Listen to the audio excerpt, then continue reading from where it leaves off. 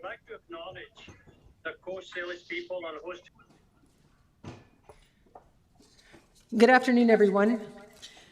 I'm going to call the Governance and Priorities Committee to order. I would like to welcome everybody to the March 14th Governance Priorities Committee meeting. I'd like to first recognize that we are in the traditional territory of the Nanaimo First Nation. Our clerk today is Ms. Sheila Gurry.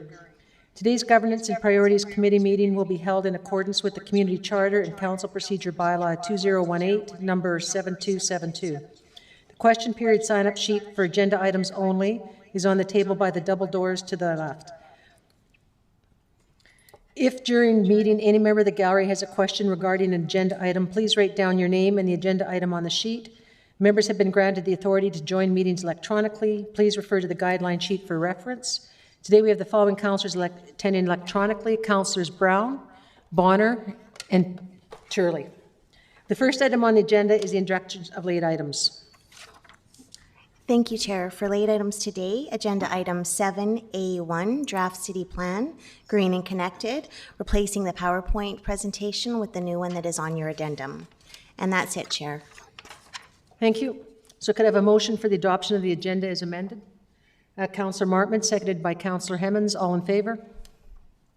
Seeing none opposed, motion carries. Motion for the adoption of minutes as circulated, and the minutes are the Governance Priorities Committee meeting held electronically Monday, 14th of February 2022, and the minutes of the Special Governance Priorities Committee meeting held on 28th of February 2022. Moved by Councillor Martman, seconded by Councillor Hemmons. All in favor?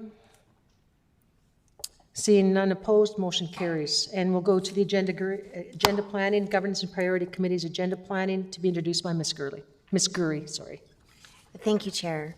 So starting on page 15 of your agenda, the original agenda package is the Governance and Priorities Committee agenda planning package. And you'll see for upcoming topics for today's meeting, March 28th, April 11th, and May 9th is Reimagine oriented.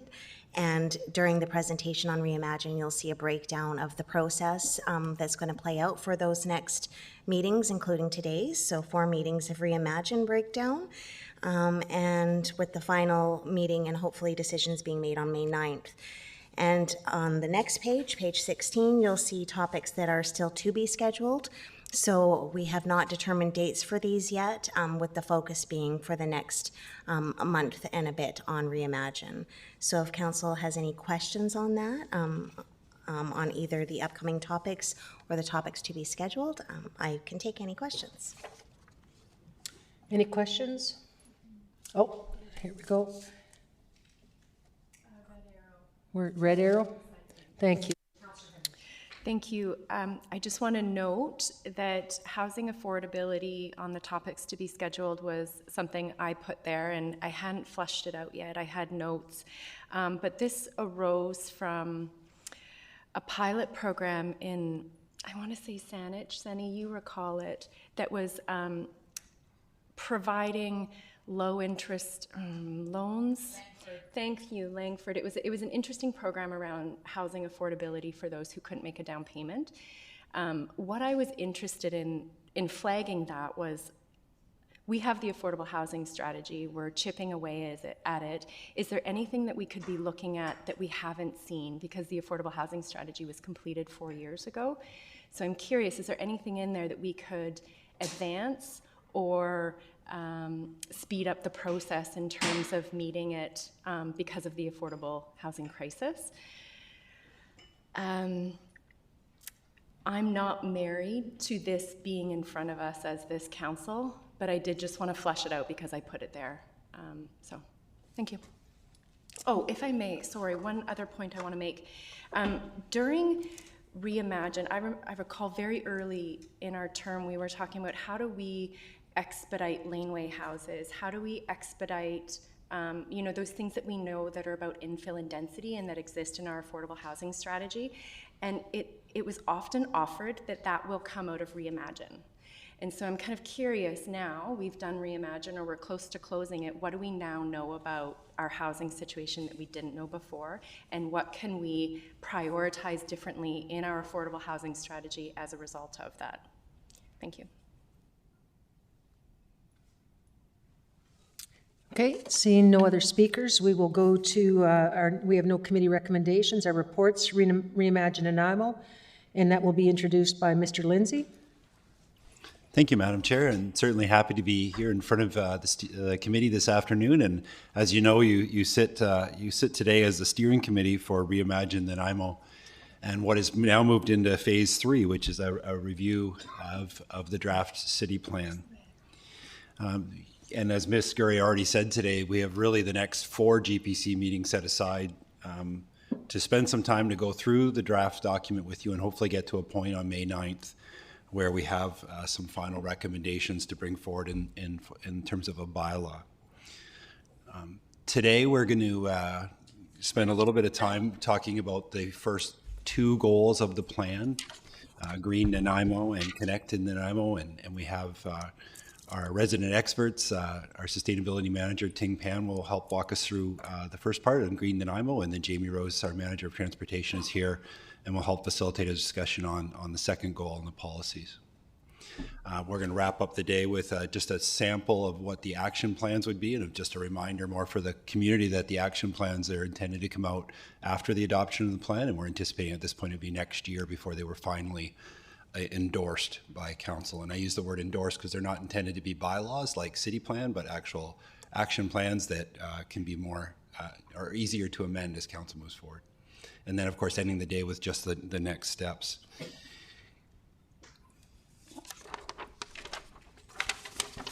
Sorry, can I get next slide?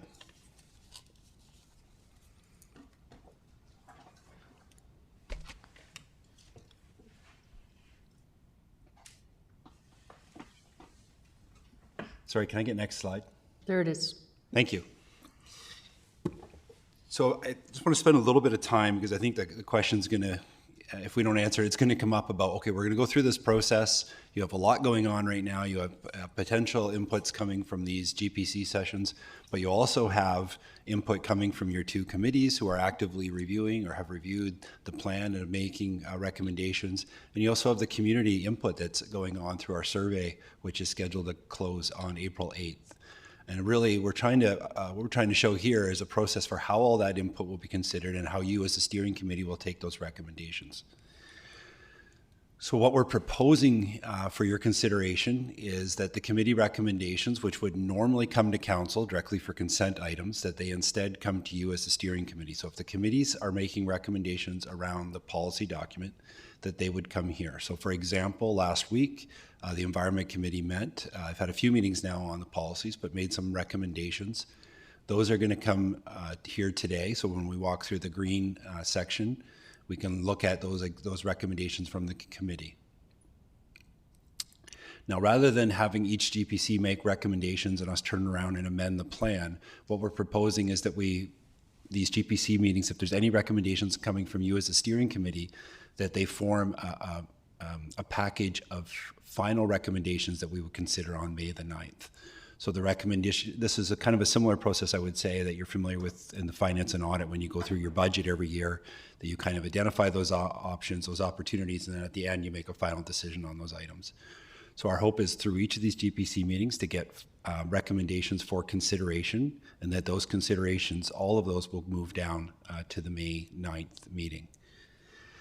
The other thing I think, and I think it was Councillor Bonner that asked this question at the last meeting, well, how will the community follow along with any of these recommendations and proposed changes, which is a good question. Because on the city website right now, if you go, of course, you'll get a link to the draft city plan.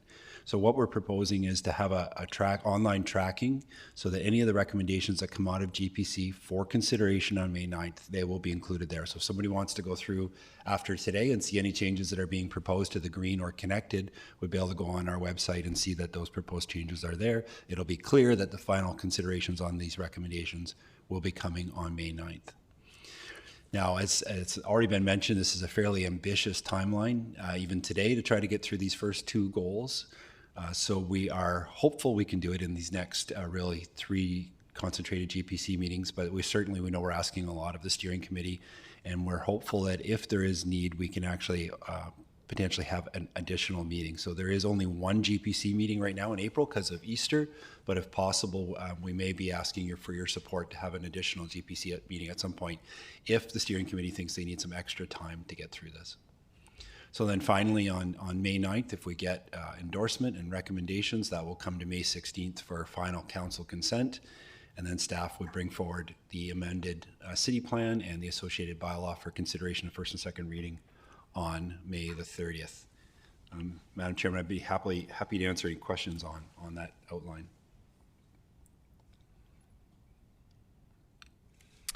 I see none. Mr. Lindsey? Great, thank you. And then at this point, I'll turn it over to Ting Pan, as I mentioned, who's our Manager of Sustainability. And she's going to walk you through the green section of the green policies of the plan. And we're hoping you take the opportunity today if there's recommendations you want to see as a steering committee. But we are a little bit unique here in that we do have specific recommendations from last Thursday, and Ms. Pan will walk you through those, and hopefully that will help generate some discussion. This is, like, as I mentioned before, these are normally consent items that would go to council, so we are going to be looking for the steering committee's direction on those recommendations. And if there are questions on the background or rationale behind some of those recommendations, I may look to Councillors Geselbrecht or Councillors Bonner, who were at the Environment Committee last week for some support on that. But I'll turn it over to Ms. Pan. Thank you. Hello? So it's working. Good afternoon, Council, and it's my great pleasure to be here. And although I'm the person here standing and presenting on the green policies, I want to acknowledge that I've only been here for just over 2 months, and so this is a product of a large team consisting of our internal staff and consultants, and I'm also joined here by my colleague, Jennifer McCaskill, and if you have any questions later on, we'll be doing our best to answer your questions. So the Goal 1 at Green Nanaimo currently has 8 topics areas, and I will go through all of them and also highlight some of the recommendations from the Environment Committee, and we will have a chance to pause and see if there's any further discussion that's needed. So the first one we want to update is actually a general comments from the Environment Committee. It's relating to incorporating 2 elements of the language in the start and introduction of the green policy section. And one is about tying the green policies to the goal of staying within the ecological limits as outlined in the city donut. And the second part is connecting the services to the human needs inner circle of the donut. So you can see that in the current draft, we have the language about why Green Nanaimo is important, but the recommendation is to make that direct connection to the donut model. So we're hoping that we can get some feedback here, just in terms of whether you think that is you like the general direction, or have further questions or have concerns. So I guess we can do a show of hands in terms of whether you think this is the direction we should go.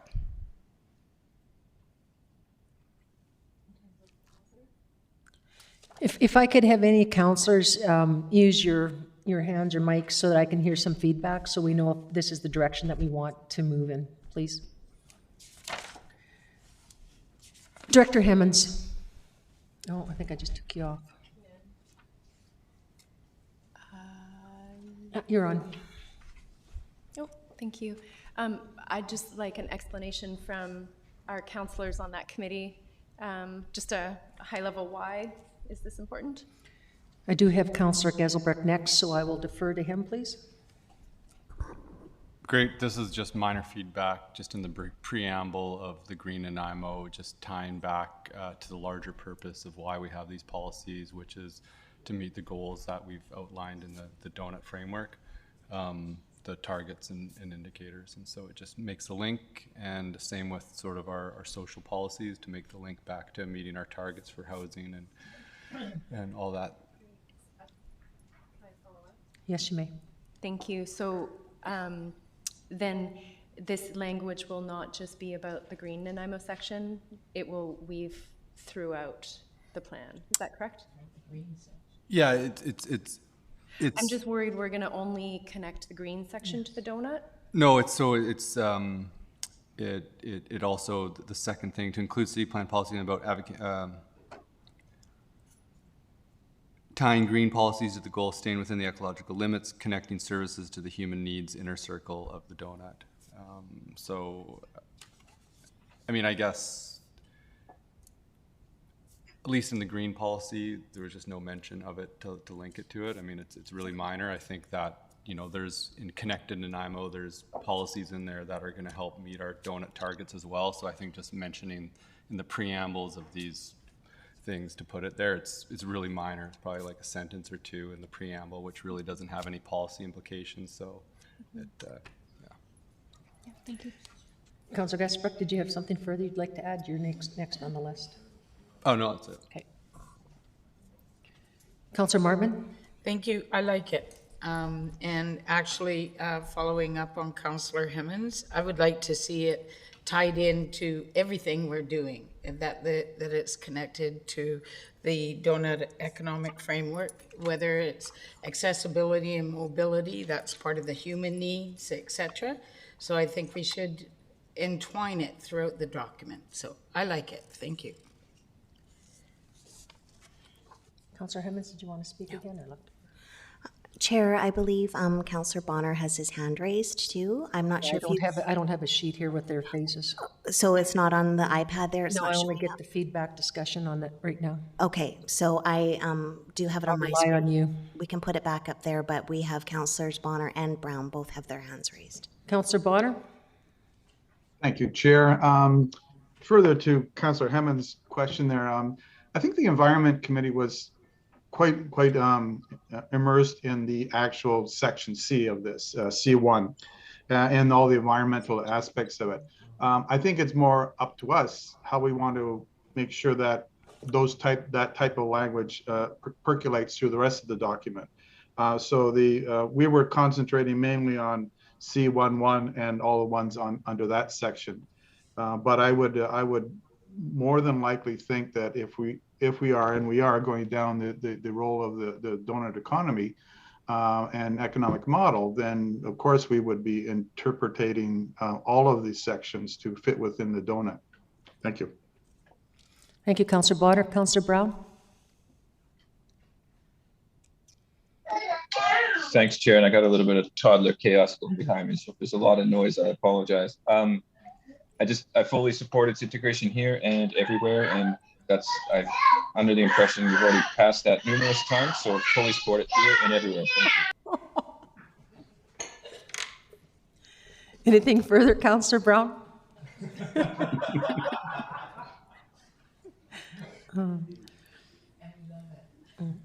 Okay, seeing no other speakers, I'm just going to throw mine in.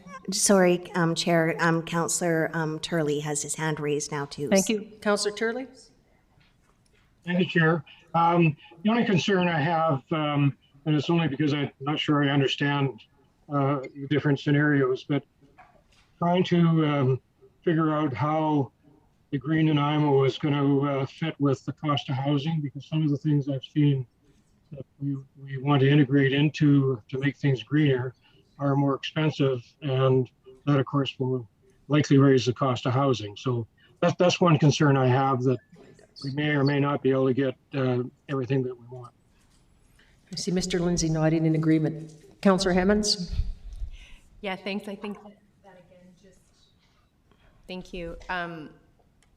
That just reinforces the point that I think if we're orienting towards the donut in this section, we need to orient every section. And the question about housing is a really good one. You know, we say that growth is we're gonna need this many houses by a certain date, but what's the environmental cost of building that housing? You know, like what are those equations that we're making? So I would like, just to be clear, I think I fully support this recommendation by the Environment Committee, and I would like to see it embedded in all of the sections going forward. Thank you. Any other speakers, Ms. Gurley? Councillor Bonner. Councillor Bonner? Thank you, Chair. And I remember a long time ago asking for a sign to be put up on the wall where the cost of housing does not affect the price of housing. We've even been told that by the construction industry. Yes. It certainly affects how much they will make on the housing, but the price of housing is set by the market. And I don't think saying anything else is is confusing here. So I'm not worried about us asking for items that make our environment a better place to live in and make housing less carbon. So I think that the market will sort things out at the end. Thank you. Thank you. Just my 2 cents. I understand where everybody's going with this. My only concern is when you do incorporate the city donut model, a new council could decide not to go with that model. So, but then I guess it can be amended. So for these purposes, I like the direction you're going because that is a model that we adopted. And then should a new council change that model, then the plan can be amended. Thank you. Thank you, Mrs. Pan. Thank you. So does council need a motion to move forward? Do you want motions at this time, or do you want to wait till the end? Madam Chair, I think it would be helpful as we move through the individual sections rather than try to vote on it as a block. Okay. And again, these would be motions for consideration that, again, we would be taking all these forward to the 9th. So we come back to you as a package of anything we hear here today and in the next 2 GPC sessions. So then we should do a motion for this recommendation now, if there's somebody willing to move it. Councillor Hemmens moving, seconded by Councillor Martman. All in favor? Anybody opposed? Seeing none opposed, motion carries. Thank you, Ms. Pan. Thank you. So now we're moving on to C1.1, addressing greenhouse gas emissions reduction. So in this section, we're focusing some overall high-level policy statements in terms of the long-term goal of GHG reductions and how to achieve them incrementally, and also some specific policies, building and transportation sectors. You will notice that solid waste is not in here, but I just want to flag that because there's a solid waste chapter later on, so that's captured over there. So the recommendation from the Environment Committee is that include in the city plan a policy statement about advocating to the provincial government for additional power and policy tools to meet city's climate goals. And I want to mention that currently that is in the action plan, in the draft action plan. So the proposal is to move this into the city plan. So again, we would like to seek some feedback. Council for feedback. Councillor Brown. Thank you. I just had a question. And if I've missed it, I apologize, but is the action plan, has the items been provided to council? Because I find it hard sometimes to comment on these things if they are included in the action plan. Like I'm missing information, I feel like, to provide the comments. And if it has been sent, I apologize. I did look for it this weekend.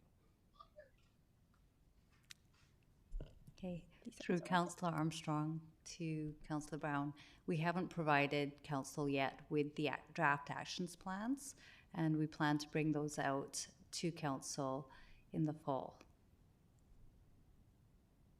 Follow up, Councillor. In the fall? Yes, a decision was made that because of the amount of time required to go through the policies during the GPC in order to get the plan adopted, that we would really focus on getting the goals and policies as tight and correct for you in time for the public hearing before coming back with the draft actions plan or the draft plan, integrated actions. So thanks for that. Yeah, now council can direct us otherwise. Our challenge is really timing to go through, particularly with the environment committees and others, some of the review of the content of this document in terms of getting through that today with this GPC and then with the others. Any further, Councillor Brown? Councillor Geselbrecht. Thank you. Just a general comment. I think what would be helpful is just clarity around policy, good policy statement, and an action statement, because I think there are directions that I think we want to move as a council, and in the development of the official community plan, we'll be anxious in ensuring that critical items are in there, and just differentiating sort of the two and what we're seeing as importantly, a well-crafted policy direction that is going to make this plan useful to, one, monitor and then direct adequately the actions going forward. But just some thoughts. Thank you. And then, yeah, I'm supporting the statement here. Okay. I just have one concern that I'd like further information on, and that's C1.1.4, which is to accelerate zero carbon and energy efficient building design and practices for all new construction before 2030. Has that been discussed with the development community, and what is the feedback? If I may. So that is basically consistent with the requirements from the province. If you want to accelerate, then we need to do consultation and to see if we want to move that timeline forward. But by 2030, all new buildings will be required to be zero carbon. Thank you very much for the clarification. And Chair, Councillor Turley has his hand raised. Councillor Turley? Thank you, Chair. Under C, sorry, I'm using a magnifying glass to read it here. C11.1, the definition of fossil fuels versus the definition of renewable energy would be helpful. And the areas that I have concern about is number one, natural gas, and number two, wood. Both items can be described as renewable, but I suspect that's not the intent of it. So should they not be included in as fossil fuels, which technically they're not necessarily considered that. So I think a little more definition is a good idea, unless I'm missing it. Ms. Pam? I do think that we provided definition in the glossary section for renewable energy.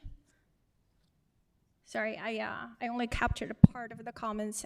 Please let me know if I missed some part of the question. He's looking for the definition of what we use as fossil fuels. Are we including wood, et cetera, in that? Like wood is not considered a fossil fuel. Well, what about natural gas? Natural gas is a fossil fuel. Oh, really? Okay. I don't agree with that, but that's okay.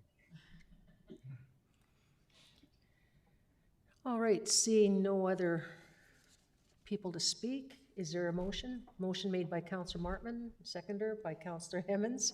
All those in favor? Don't worry, guys, we'll do the work. Anybody opposed? Councillor Turley opposed. And Thorpe. Motion carries. Ms. Pam? Thank you. And so section 1.2 is focusing on climate adaptation and hazard management, and it includes policies around communication and capacity building. And this part actually both applies to climate mitigation and adaptation. We need to do communication and capacity building for both. And then the planning and strategy policies are more specifically focusing on the adaptation and hazard management. And there are a number of recommendations from the Environment Committee. One is to retitle the section from Climate Adaptation and Hazard Management to Climate Adaptation and Hazard Mitigation. And the second is to strengthen the language for the policy C1.2.2 to communicate that we're going to support community and neighborhood level organizations that improve capacity and resilience of the community. And if you have the city draft plan, you can see the slight difference in terms of wording from the original text. The third one is about streamlining and clarifying policies C1.2.6 to 1.2.8 under planning and strategies, page 57 to 58. And mainly because these three policy statements seem to have some overlapping ideas, and see if there is a way to actually clarify that a bit further.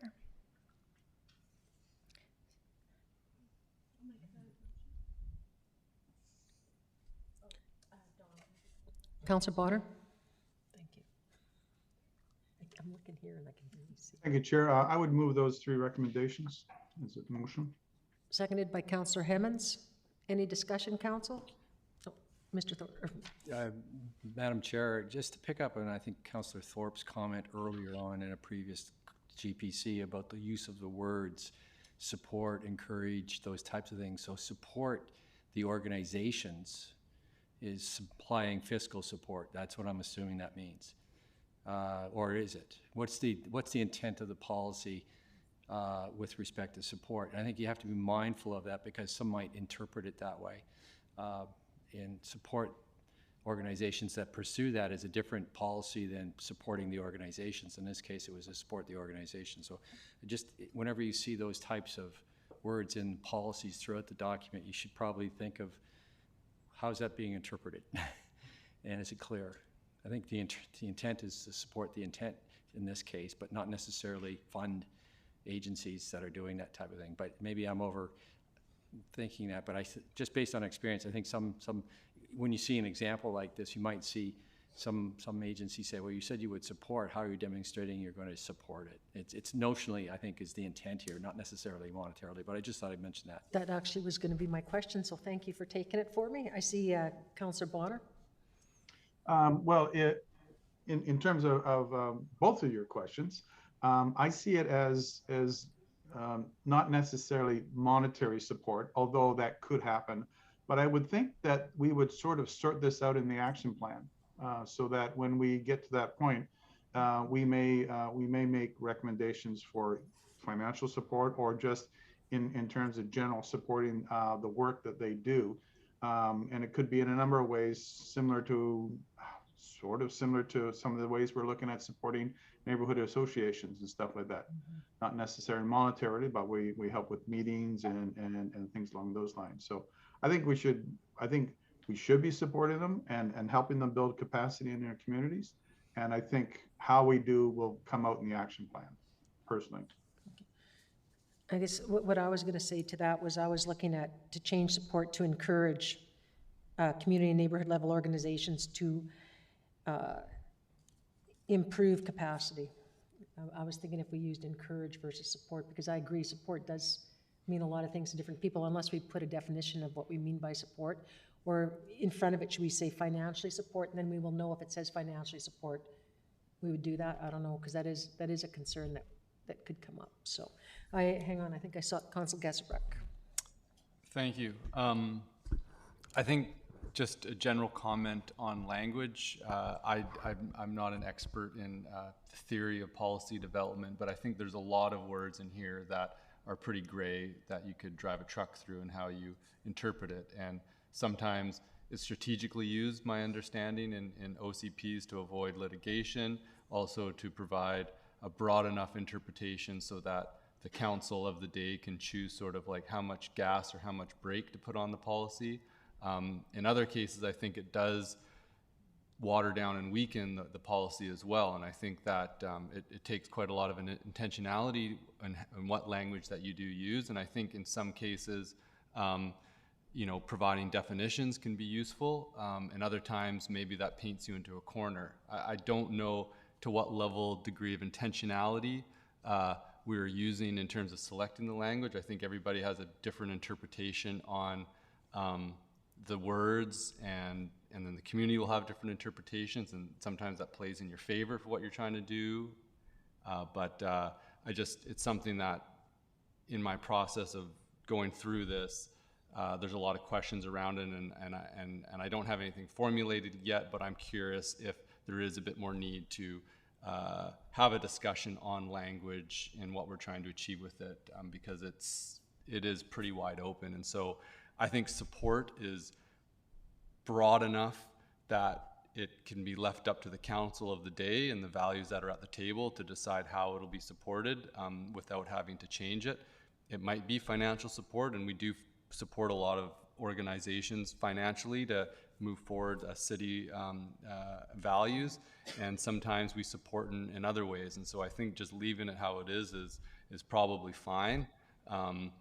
But maybe if other councillors do feel that it's important to look at all the action verbs that we have littered in our OCP, not littered, but are throughout the OCP, what exactly are we meaning by that, and are they sufficient to support the outcomes which we've defined? Thank you. Councillor Brown. Thanks, Madam Chair. I support the use of the language support here.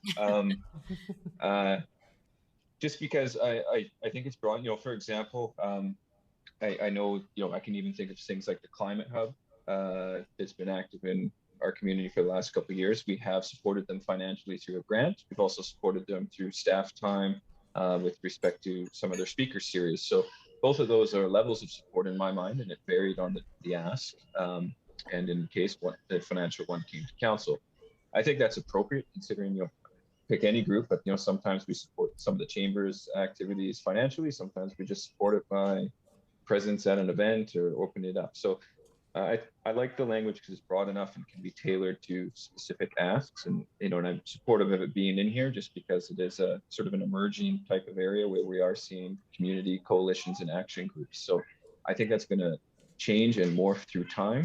And in this case, I don't think our policies at this level should be so prescriptive that we take away the organization's or future council's ability to respond to what that might look like at any given time. Thank you. Thank you, Councillor Brown. Councillor Martman? Thank you. I'll make it short, and so everybody can have a comfort level. What does it mean to show support? This is a definition. If you support someone or their ideas or aims, you agree with them and perhaps help them because you want them to succeed. So I think the word fits. Okay, thank you. Councillor Thorpe. Yeah, thank you, Chair. In general, I support the intent of this policy. I think wording is important. And in my opinion, we need to keep our wording more general than some other councillors might prefer to see it, because I'm looking actually at C124, prioritize hazardous lands and properties at risk for consideration in the city's property acquisition strategy. Well, I might support taking that under consideration when I'm looking at a specific purchase, but would I automatically prioritize in a certain situation? I don't know. It would depend on each individual case that comes before us. We can talk about supporting protecting riparian areas. Do I support that? In general, yes. But as we've seen numerous times in front of council, I think you have to look at each case individually. And sometimes there's a good argument for, and sometimes there's a valid argument against how I would vote. So the language is tricky. I would prefer to keep it general. I support the intent. But when I see prioritize, that's a pretty strong word to me. When I see support, would I support every case that comes in front of us? I don't know. I don't know. I'd have to hear them and determine their worth. And certainly not automatically financial support. That to me would bind us far more tightly than I would like any future council to be bound. So those are my thoughts. Thanks. Staff 7. Mr. Sims? Thanks, Chair. I'm pleased to be Staff 7 today. Just wanted to go back to a comment that Councillor Gesselbrock had made, and just around the concept between policies and actions. And I think as staff was going through this document, developing the policy side of things, it was what is the question we're answering. What do we want to do? So we want to build a primary active transportation network. That's the policy statement. And then the action item might be build a bike lane from A to B. And so that's, I just wanted to maybe help clarify the discussion. So we tried to keep this stuff at that higher policy level, except for where legislation requires us for specific things like, such as GHG targets and so on. But I hope that's helpful in the discussion. Thank you. Just looking to see if there's any other speakers. You can tell some of us worked where words were really specific in our previous careers. Yes, call the question. All in favor? Any opposed? Seeing Councillor Turley opposed. Thank you. Ms. Tam? Thank you, Chair. Tam, sorry. This is not advancing out there. So next section 1.3 is related to urban tree canopy, natural areas, and greenways. And I think we have quite a few recommendations from the Environment Committee. And There's a couple of fairly straightforward one. One is around replacing the language rainwater attenuation with surface runoff management under section 1.3, and clarifying the goal of policy 1.3.1 on page 59, because there are statements there, but it's not really clear what the intention of that policy statement is. The next one is add tree planting to existing neighborhoods, not just new and redevelopment sites, in policy C 1.3.2 on page 59. And the last one, add consideration of food security in policy C 1.3.4 to include food security with ecosystem biodiversity and resiliency when replacing or planting new trees in public spaces. I think there are a few more. Right. And the next one is include a policy in section 1.3 that states that the city will increase, prioritize, and include the planting of fruit and nut trees in public spaces where hard infrastructure and safe transportation will not be impacted by falling fruit. The last one is considering stronger and simpler language to the extent possible on page 60 under section 1.3. I want to mention that a lot of the policy statements related to trees can be found in Healthy Nanaimo chapter, so that is cross-referenced, but the recommendation from the Environment Committee is to still have specific language here in this chapter. I also want to flag an error that was made at the Environment Committee, that there is a comment that was made in reference to the original C 1.3.9 that was removed because the idea was captured in a different policy statement, so that motion will not be applied. So just want to flag that. Thank you. Staff 2. Ms. Balsing. Through the chair, thank you, Ms. Pan, for that. I just wanted to remind Council that as we go through every section, in addition to the Environment Committee's motions, this is also your chance to let us know any thoughts you have for each section as well. So just wanted to raise that you can make additional motions with any things that may have come up as you've reviewed the document. Thank you. Councillor Turley. Thank you, Chair. This probably isn't that important at this stage, but I just want to make note of it. That is a determination of where the trees are going to be planted.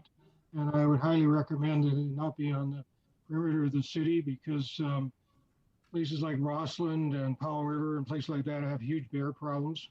And unless those trees are harvested completely prior to them really being ripe, you're inviting a lot of can be aggressive bears as they're storing food for hibernation. So I know that probably doesn't mean a lot to people, but if you live in Rossland, it means a lot.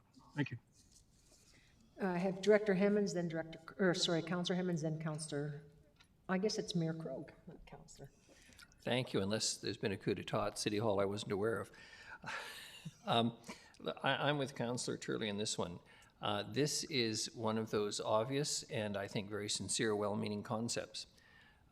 But practice tells me that there are a lot of fruit trees on private lots throughout this city that aren't harvested. I believe it was Food Share some years ago and still does have a gleaning program, which I think is relatively effective. But depending on the extent of this, it could be as much of a disaster to some extent as it is a good thing. Whether it's the attraction of wasps, depending on the type of fruit, or bears, given the interface between, the city and urban lands and rural lands, I think it is something you have to look at very carefully. I'm not saying I'm opposed to it, but I just think down the road how this is carried out is going to be very important on a practical level. My personal, somewhat cynical view is until the price of food gets higher than it is, people are not going to be paying attention to the things they can do to actually reduce the cost of their food by growing it and preserving it, or whatever the case may be. But maybe by the time we get this policy active and underway, and climate change has occurred, maybe we'll be ahead of the game. But right now, if you told me you had 400 apple trees in this city planted around and that they were all going to be harvested, I'd be somewhat doubtful that that will happen. So I leave it to other council members to comment. As I say, I think it's a good idea. It's a nice idea. It has appeal. but we're going to have to be really practical about execution. Thank you. Councillor Hemmens? Thank you, Chair. Inspired by Ms. Bhopal saying, I do want to offer some general comments. But first, a question. So when the Environment Committee reviewed this, they weren't reviewing the specific policies. They were reviewing the write-up that's been given. Is that accurate?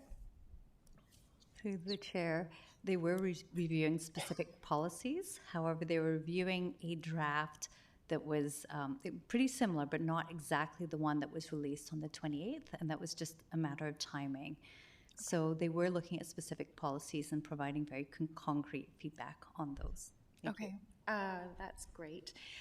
Overall, one of the things that I would find useful is some marking of policies that are new as a result of our engagement process or have changed from the past plan.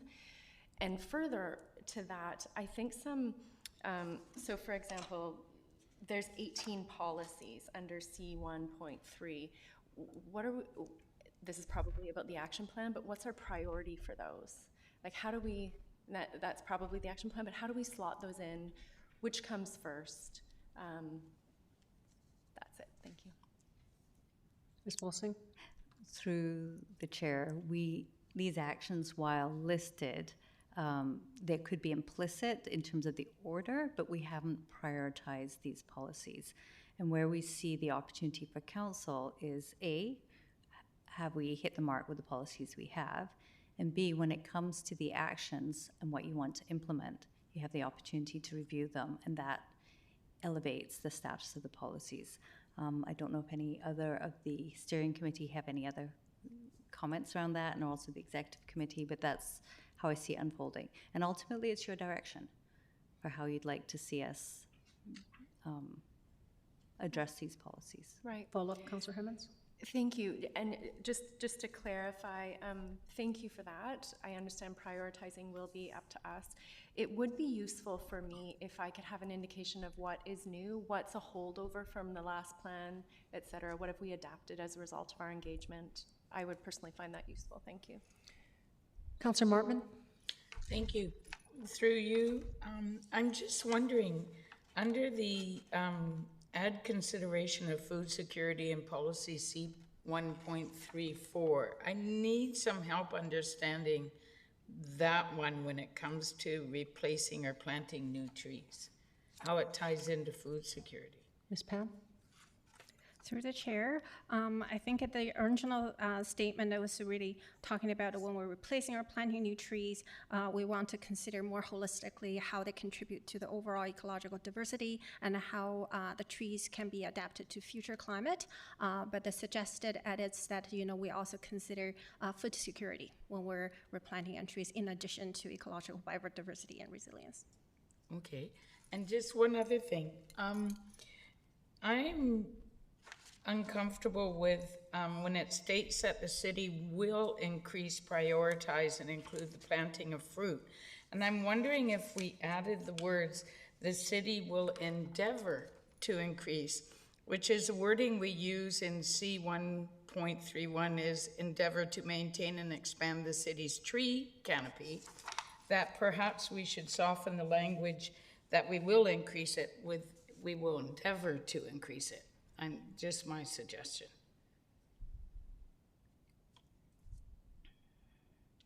Thank you. Councillor Geselbrecht? Thank you. Just speaking to that specific one on fruit and nut trees, I think that, Mayor Krog's very right. I think that it does require consideration. I think, in the fringe areas of Jingle Pot area where there might be bare considerations, I think you need to consider that.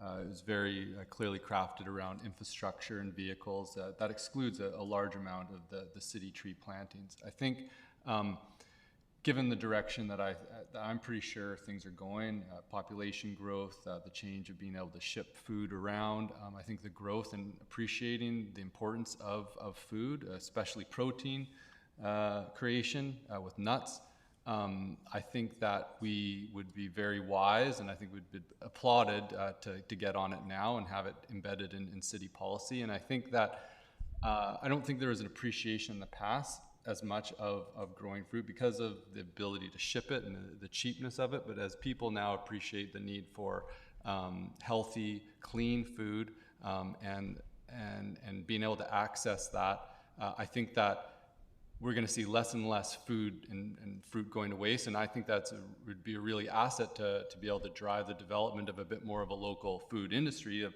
why aren't there a lot of people going around and collecting these fruits, that there should be no fruits left on trees. And I think that with the growth of different organizations in town, I think that there's a lot of ability to ensure that there is no fruit going to waste on trees if we're organized. And I think that's only going to become more important. So I think it's very important that we get on it now and make use of the spaces that are appropriate, obviously, for this type of consideration going into the future. And I think that's what it comes down to, is that obviously you need to be wise of what you do. And I think everybody's very clear what the pitfalls are of not being considerate when choosing where to put a tree. Thank you.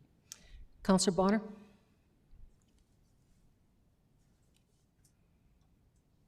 Thank you, Chair.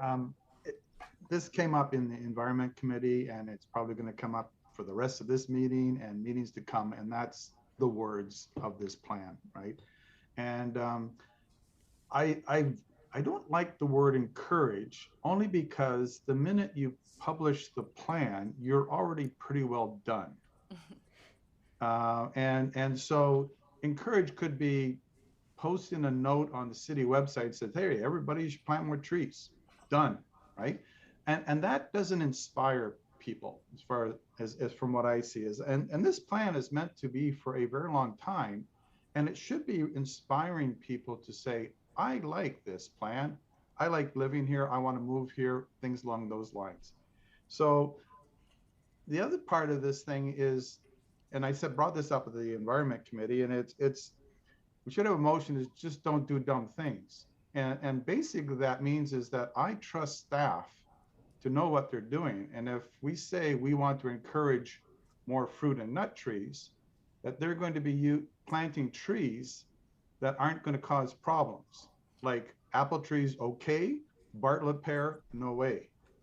Things along those lines. But I rely on the staff to know what best trees would work in a park setting or in any other type of settings along boulevards, that sort of thing. Not to suggest that we're planting apple trees everywhere in Nanaimo. It's just a question of we want to encourage more of it. Because quite frankly, I'm looking at this plan 5-10 years down the road here, not next year if we plant 400 apple trees, whether or not they're going to get gleaned or not. This is a thing that's going to go on and on and on. So I'm rambling now, so I'll stop, but that's where I think about the word encourage. Thank you. Councillor Hemmons? Thank you, Chair. I am firmly with Councillor Bonner and Gesselbrocht on this one. I would support endeavoring to support housing, because that's a partnership. Some of the other things that aren't solely on our shoulders, but tree planting is something we can do very easily, and it's a really easy thing to do. So I fully support clear language in this, that we will prioritize this. Thank you. Councillor Martman? I was just getting confused with where we were using the language encourage, but I do see one section where it says C13.5.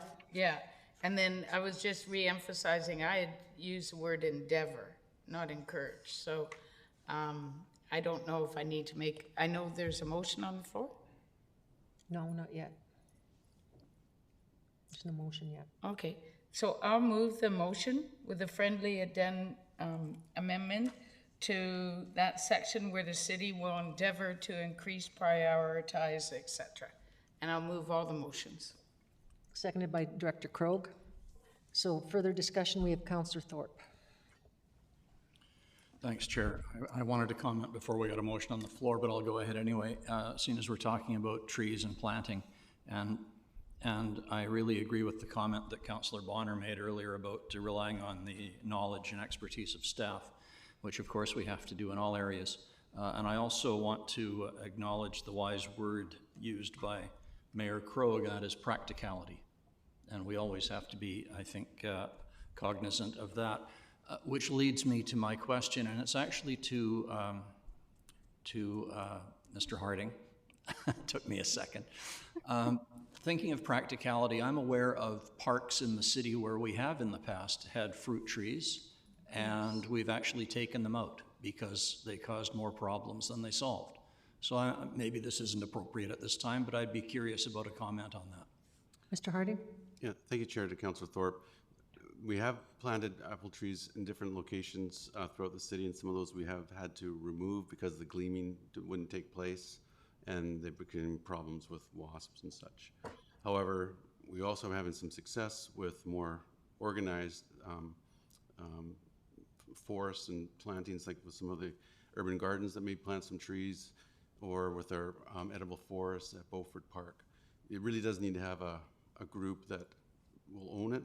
Planting them along boulevards and stuff just doesn't tend to work. But where there is a program and groups and neighbors that want to continue to take care of them, there are some successes. Great, thank you. So again, it comes down to individual circumstances and cases which we would look at and consider. Thanks. Thank you. My points, I agree with Mayor Krogh as well, that we have to be really careful. You mentioned bears, but one of our biggest problems in this city is rats. We hear about it constantly. We know that we're getting called upon constantly, and it's because people aren't picking up their fruit. And when you say people should come pick up, the reason that people won't be in my yard picking up is liability issues. Unless they've got their own insurance, they're not coming into my yard, because if something happens, then I'm liable. But I do think the overall endeavor is really good. I appreciate that. My biggest question is that in all of these plans, we're not talking about the cost. We're not looking at, do we need to now hire more staff to maintain these plans? So that's a concern I have, and I know that will come later, but that is a huge concern, because and I'll go back to the parks, we've acquired all these parks, but not the staff to maintain them. So I think that's something we need to look at when we start pushing some of these things, is are we gonna need more staff to pay for these canopies, to do maintenance, routes on the streets, which cost a lot of money. I just looked to Regina, which spends hundreds of thousands of dollars a year, taking out trees because of root issues and stuff. So where we plant is very important. And that's, of course, back from years ago that theirs did. But I think we need to look at all that when we move forward. I'm in favor of doing what the plan's intention is, so I'll be voting in favor. Any other comments? Director Hemmons? Thank you, Chair. I just want to clarify, Councillor Martman moved all of the recommendations in this section with the amendment to include endeavor in front of increase. Yes. I'm going to support, but I think we can do better on this one. I don't want to endeavor to increase our tree canopy. I think this is something we can do easily, but I'll support as is, or I'll support the motion. Thank you. Okay, seeing no other, Director Bonner, or sorry, Councillor Bonner. Thank you, Chair. I struggled with this one. Councillor Gesselbrecht had this great big long thing where he talked about it at the Environment Committee, which kind of just confused me. And I thought it was really important to, why can't we just say we're going to increase our tree canopy each year? Like, I like that. Done, right? And basically we can do that because we know all the trees that get cut down, right? Even if it's development and they're clearing land, you count the trees, okay, X amount of trees done. If someone gets a tree permit to cut down a tree in his yard, okay, that's another one. And at the end of the year, we just count them all up. We plant all of those plus 2, and we're done. So I'm just looking at this saying this is discourage removal of trees purely for view enhancement. So I think we have a bylaw against that. But consider the idea of increasing our canopy is, why don't we just say we're going to increase our canopy each year? And I'm just curious what staff have to say. Is that something we can do? Can we count the trees we cut down, and can we plant one more than that? Mr. Lindsey? I think, through the chair, I think this is a good example where, the policy is helpful, but when it becomes time to administer, it's how it's interpreted and by who. So if we have, and I agree, there's not many sites left in Nanaimo that are complete greenfield sites, but the example would be a completely forested property that was slated for residential development or infill that needed to have the majority of trees removed to facilitate that development. So having development in an area that we want to designate, whether it's urban center or neighborhood, is good. It's within the town, it's within the city. We want to encourage that. But we wouldn't want a policy where it said, well, you can't, you know, the policies start to work against each other because you're saying, well, don't cut trees down here. And obviously removing trees on a site-by-site basis will decrease the tree canopy on that property. And any trees that we do attempt to get replanted take some time to get back to the same canopy cover. We absolutely encourage and have been for years looking at tree canopy covers in our road right-of-ways, for example, encouraging street trees. But it is a difficult policy to apply site by site.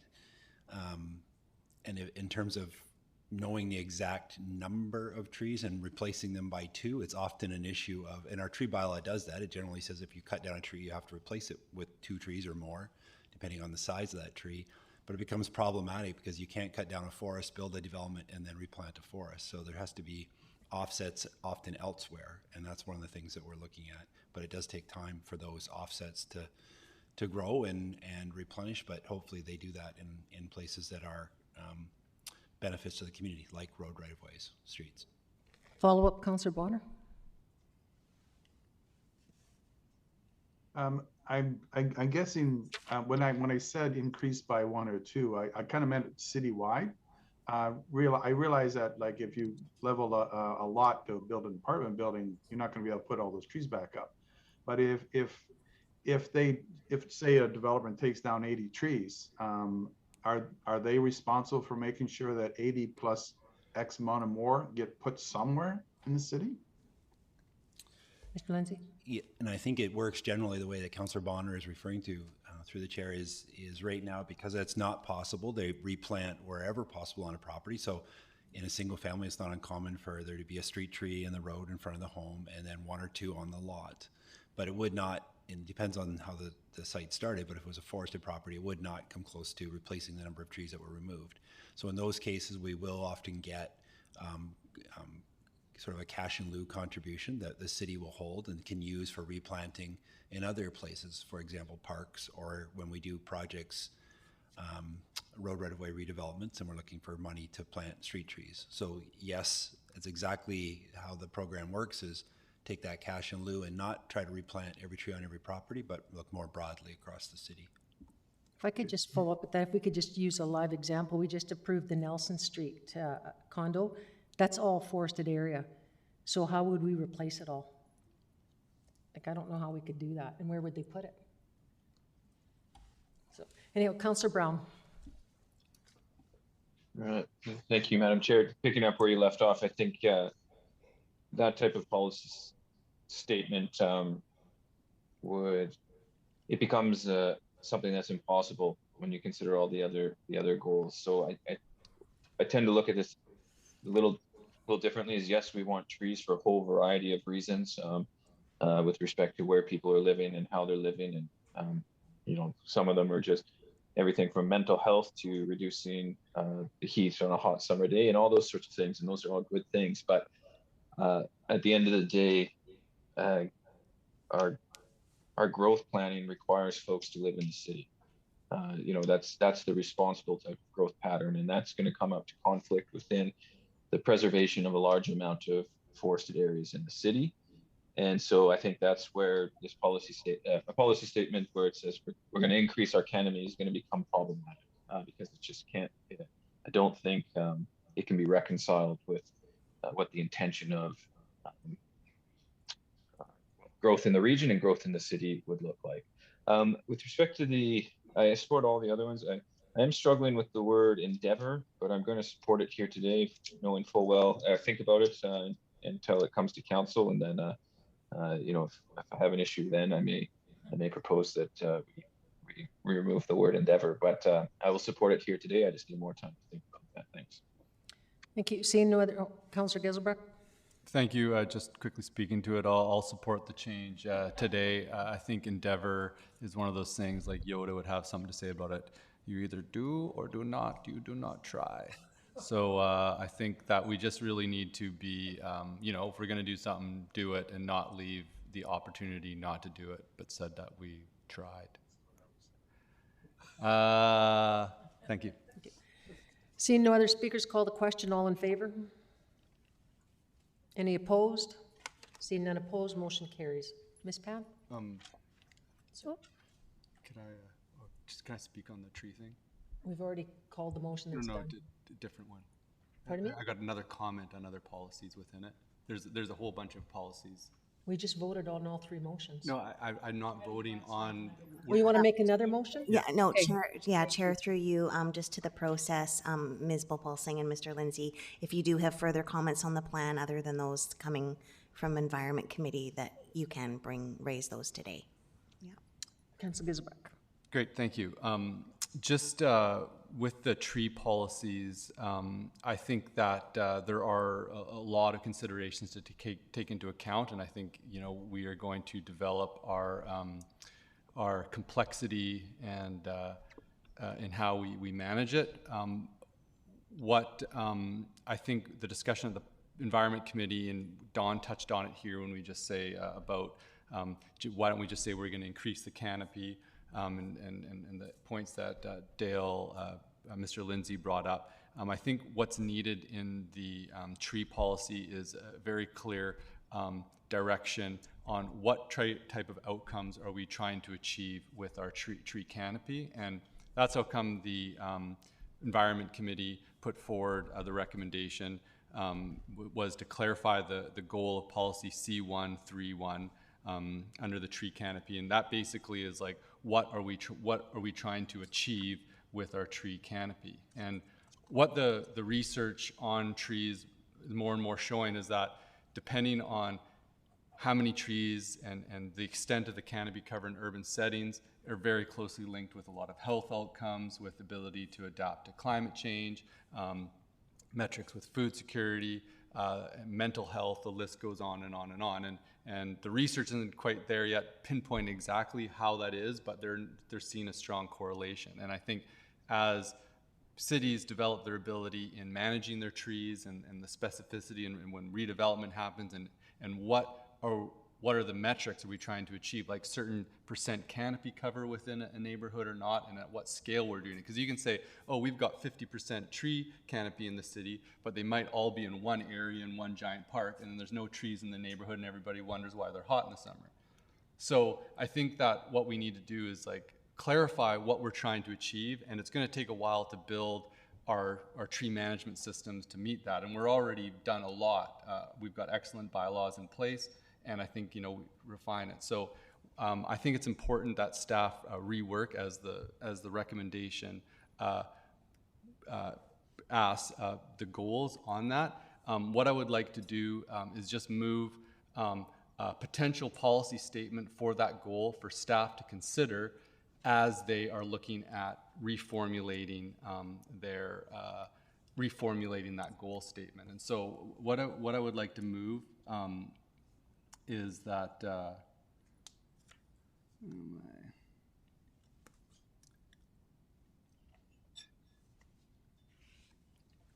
what I would like to move is that that staff consider the following policy statement as they revise the goal of policy C131. And the policy statement I'd like to consider is the city maintain and enhance the city's tree canopy at a neighborhood scale to optimize benefits for climate adaptation, ecological function, biodiversity, food security, human health, and well-being. Seconded by Councillor Hemmens. Just to speak to that, basically, I'm just asking for staff to consider these variables when they're setting out what outcomes we're trying to achieve with the tree canopy and how we'll look to manage it, and those things of what we're trying to optimize in our tree management are things that are climate adaptation, ecological function, biodiversity, food security, human health, and well-being. Thank you. Seeing no further discussion, call the question.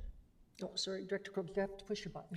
Thank you very much. I appreciate the use of the term consider, but it's always easier for me to think of something that's very concrete. So we have a 1 acre, heavily treed parcel in Nanaimo near one of our urban nodes.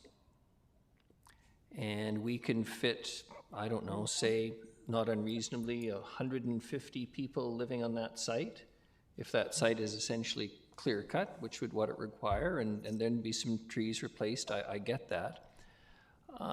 And for me, I always simplistically see it as the alternative is then, if we don't put them there, then do we put 150 people out in the regional district where a lot more trees are going to disappear and where the servicing will be more expensive and the ecological impact will be harsher? And I think, you know, from the nods I'm getting, I think people are appreciating my concern, and I'm not even sure I want to use the term consider in the sense that I think staff at some point, and I throw this out for discussion, will feel compelled to consider those things. And so we may be turning down the very development which most of us campaigned on, which was to densify within our city boundaries. I mean, I tend to think rather perhaps naively that what we're doing in the city is we don't have a lot of forest land per se, and when we do, of course, every neighborhood wishes to preserve the vacant lot, so to speak, where their kids play and the birds nest and everything else.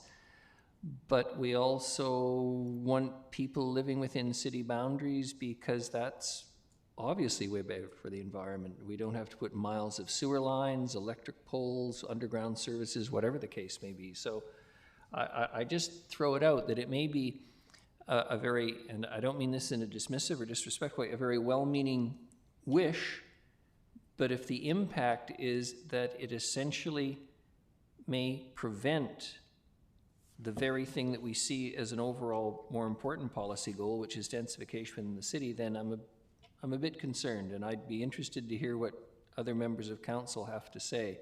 I have Councillor Turley, then Councillor Geselbrecht, and then Thorpe. Thank you, Chair.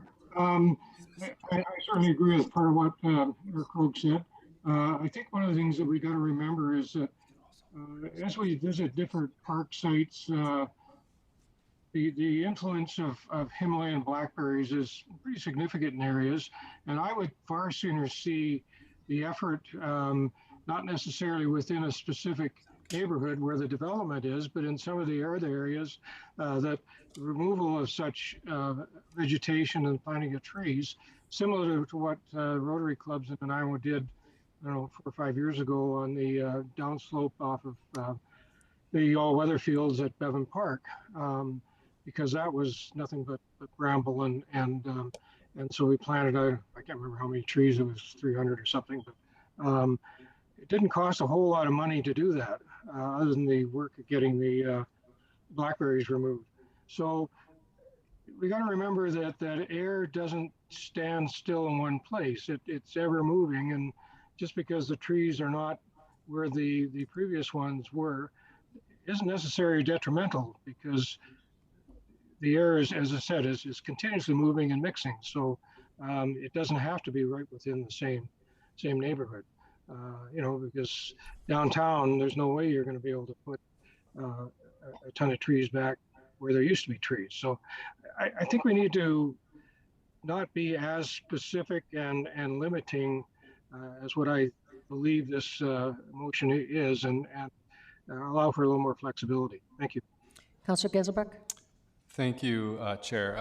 Just in response to Mayor Krogh's comments, I think your comments might be misinterpreting what I'm trying to go for. I think before the policy states endeavor to maintain and expand the trees canopy, city's tree canopy with other desired land use outcomes. And I think what I'm trying to say is that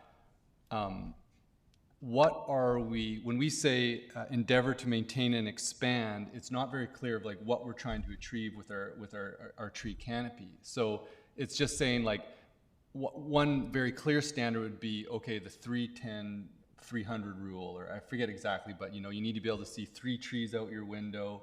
You need to be able to be within a 300-meter walk to a park when you're designing a building. And when that is met, people's health outcomes are good. There's enough tree cover to keep the urban environment cool enough in the summer. There's enough ability to absorb moisture, and so what my motion was is just saying that let's clarify what we're trying to achieve when we're managing our tree canopy at a neighborhood level. Like if you look at like an area plan, how much tree cover do we actually need to ensure that we're taking into account climate adaptation so that the area doesn't get too hot for people to live in? How are we taking into account the number of trees in that area to make sure that people feel healthy and don't feel like they're encaged by whatever else infrastructures around? So it's not, by putting this motion, it's not saying excluding, like, yes, we're going to have to densify and we need to densify, but when we do densify, what do we want the development to look like in order to maintain a livable environment? And there is research on that, and I think it just requires us a bit deeper level of nuance in understanding what we're trying to achieve. So the motion is just asking is that let's clarify when we say, like right now we're just saying we want to expand the city's tree canopy. Well, we may not need to expand our city's tree canopy. Our city's tree canopy might be very well good, except for maybe in the downtown area where there's a bit of an absence, but we don't have any standard to like measure it to. And I think that's what I'm trying to do with the motion, is just ask for a bit of more clarity on how are we measuring what we're trying to achieve with our tree canopy in the redevelopment of sites. So thank you. Thank you. Councillor Thorpe. Thanks, Chair. I guess what I'm struggling with a little bit, and maybe I'm just misunderstanding, is we're dealing today with our reactions to a draft city plan, which I see as basically general philosophical statements which we will put out to the public. And Councillor Geselbrock's new motion, if I heard it correctly, is specifically directing staff towards an action. Certainly well-intentioned, but I just don't see how directing staff at this point fits in with what we're trying to do today regarding our general statements of philosophy. Ms. Bolsing, would you care to reply? Through the chair to Councillor Geselbrock, I'm wondering, just a suggestion here, that some of the discussion does seem to point to that targets and indicators workshop we did almost exactly a year ago, where we were looking at really specifying how we measure different levels of progress. I also wonder that in the preamble to this section, it does state some of the priorities that we want to, why we want an urban tree canopy, and also in the desired outcome. So it mentions things like wildlife habitat, rainwater, air, water quality, climate resiliency, those types of pieces there. And I'm just wondering if Councillor Geselbrock and others might look at this in terms of the implementation and monitoring, if that's a way forward. I'm not sure, I'm just suggesting it, just because some of the specifics, like 300 meters from a park, 3 trees within a view, those are things that would come about as a result of very directed actions that you would look at measuring. So I'm just putting it out there for discussion as a thought. Follow-up, Councillor Thorpe? No, thanks. Councillor Martman. Thank you. One of my questions was going to be, why was this needed? And I think Councillor Geselbrock has responded to that. But my question is this supposed to stand on its own, or is it part of the C.1.31 where we endeavor to maintain and then we're continuing on from that, or is it a standalone? Because I'm not sure if I know the necessity of it. I'm going to ask Councillor Geselbrock for follow-up, as there's, I don't see, oh, sorry, I'm going to go to Councillor Bonner first, then to Councillor Geselbrock as first-time speaker. Thank you, Chair. I'm wondering, I support the motion. I'm just wondering, I'm curious, is this the right place for it? Or does this motion come up when we start talking about our action plans? Yes. That's the thing. And I'm listening to Councillor Thorpe and the overall ideas of the plan, and I get that. This seems to be more action orientated. So I'm just wondering if this would come in an action plan as opposed to a broad city plan. And I see shakes with Ms. Bolsing and Mr. Lindsey that that would be later date. I don't know if Councillor Geselbrecht would agree to put that motion back and bring it forward when we go to that stage. Yeah, I think like the Environment Committee, just the recommendation that we passed earlier as a group just said clarify the goal of policy C131, which is endeavor to maintain and expand the city's tree canopy in balance with other desired land use outcomes. The reason why it moved that is because endeavor to expand the city's tree canopy, I think was just like for what outcome purposes, like when you say, like, are we trying to improve adaptation, or are we trying to improve a certain amount of variables? It's just not as clear. And so the motion I put forward is just like giving staff some clear outcomes of what we're trying to achieve with our tree canopy to help in formulating and clarifying that goal. And so if the things that I move forward don't make sense and it should go into the action plan or whatever, then, you know, make your decision, and if we're unhappy about it, we can come back to it. But I would just, you know, I think in the conversation, maybe not enough direction was given at the Environment Committee on why we wanted to clarify that goal or not was given. And so I've just provided it here now, and we can do with it as we wait. So I'm just happy we can just vote on the motion, and if it doesn't pass, it's all good. I think things will get captured in the action plan, and that I'm not overly anxious about it, but just wanted to put Going to go there. to Councillor Brown.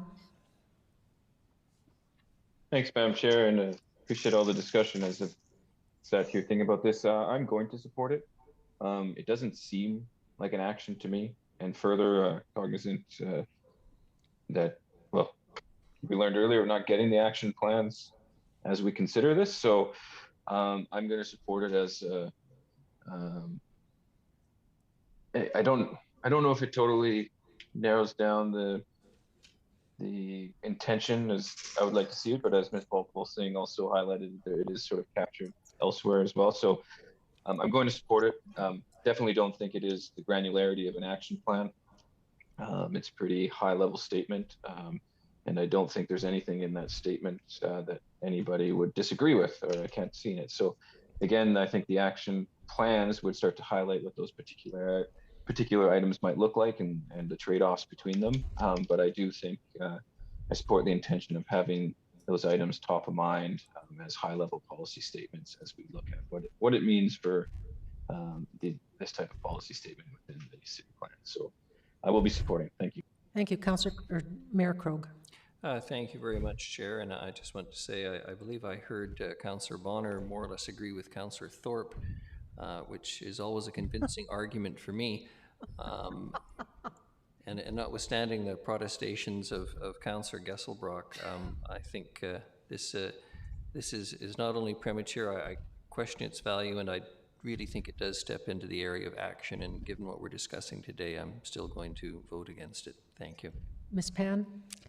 Thank you, through the chair. And because I was at the Environment Committee meeting, and hopefully I could also provide some comments and clarifications when we're considering this motion from the committee. I believe that Councillor Geselbrecht was trying to say that this statement, as it's stated right now, was not really clear in terms of what the other desired land outcomes are.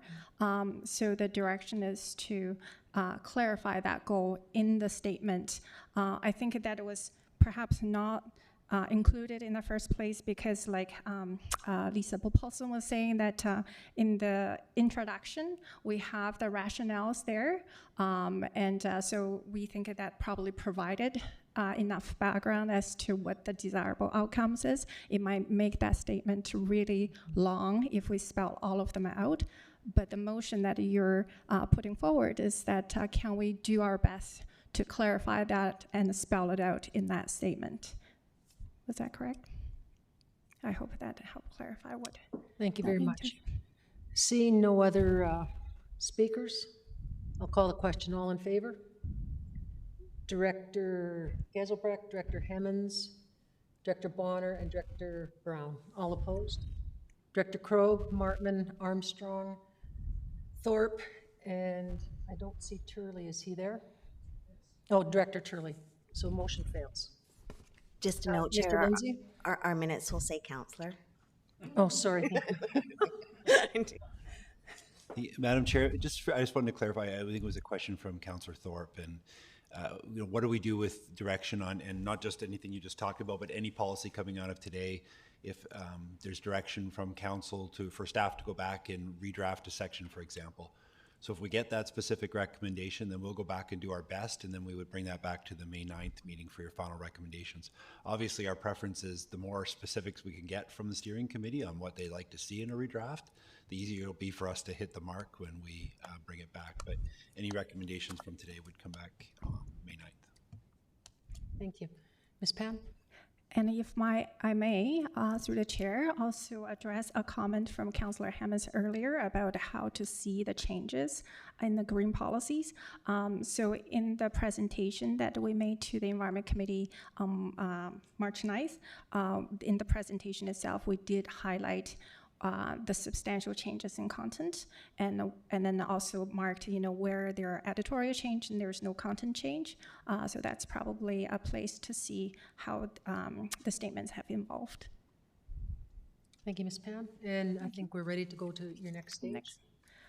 Okay, the next section is about healthy watersheds.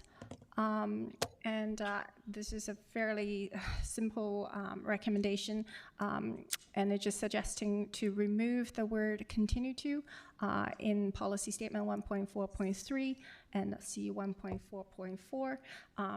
The original intention of having the starting words continue to is to recognize that this is not something that is new, and is something that we are already doing.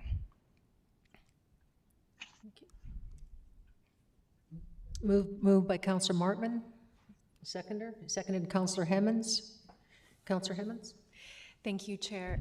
Just to that previous point, I think it would be good to know what's different from the last plan to this one, rather than changes in the content of the specific policies. So if we're taking a new direction from our last OCP, that would be useful. Okay, thank you for that clarification. Okay, seeing no other speakers, I'll call the question. All in favor? Seeing none opposed, motion carries. Thank you, Ms. Pan. Section 1.5, water, sewer, and stormwater services. The recommendations include moving the policy section 1.5.3 that states coordinate utility infrastructure upgrades with transportation and or parks improvements to minimize disruption and optimize community investments to goal 5, prosperous, and also move the section servicing costs in the green policy currently to goal 5, prosperous. So this is about moving some items from the green policy chapter to another chapter. Moved by Councillor Martman, seconded by Councillor Hemmons. Discussion, Councillor Gesselbrook. Oh, no, sorry. There's a carryover. Mayor Krog? Yes, please, thank you. I'm just curious to know what was the rationale from the committee for this, if you can, Ms. Pan, you explained it a little earlier, so please, once more with feeling. Thank you, through the chair, and I believe that is a recommendation from the committee based on the consideration that these seems to be addressing more around the financial viabilities, and it's best captured in that chapter as opposed to a closer connection maybe to the green aspect of the plan. Councillor Turley.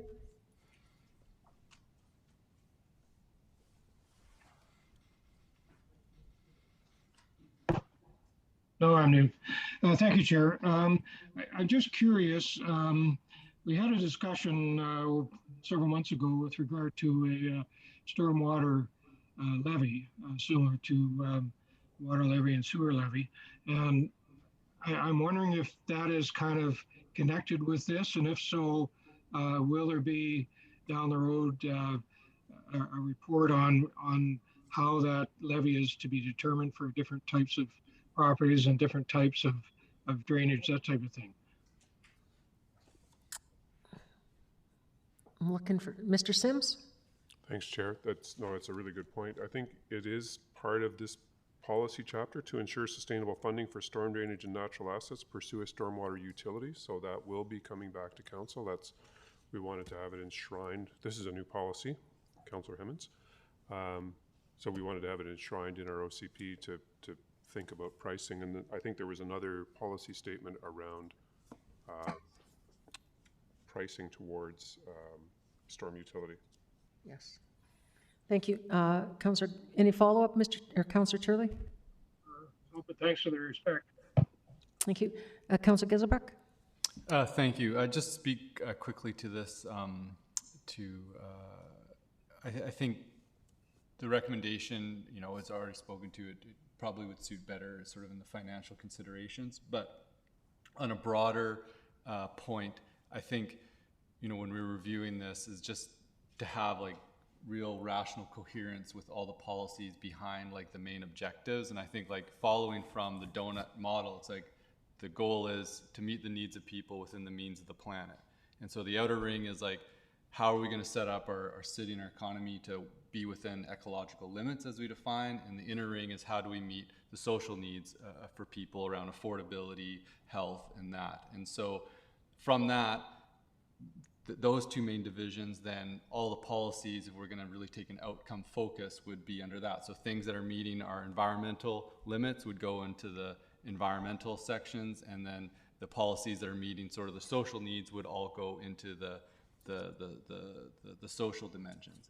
Now, how this document was developed was that a lot of policies were taken where we had sort of more of a departmental organizational structure. So there's policies from the tree policies. We've got the engineering policies with water, stormwater, sewer, and they were kind of all put in, which is sort of an imposition of another type of organizing framework onto this new sort of outcomes framework. And so trying to tease that apart. So obviously with water, sewer, and stormwater, we do want to have them affordable, but we also want to make sure that they're green. So by splitting them up, it kind of makes it more focused around outcomes. And I think in general, what that allows us to do is a lot of times cities are criticized for working within silos. So there's the policies that are within the recreation department, the policies that are within the engineering department. And what gets lost is the overall outcomes that are trying to be achieved. So I think that by separating them out by outcome, it's going to force a more sort of a cross-silo approach to meeting these objectives, which is the hope.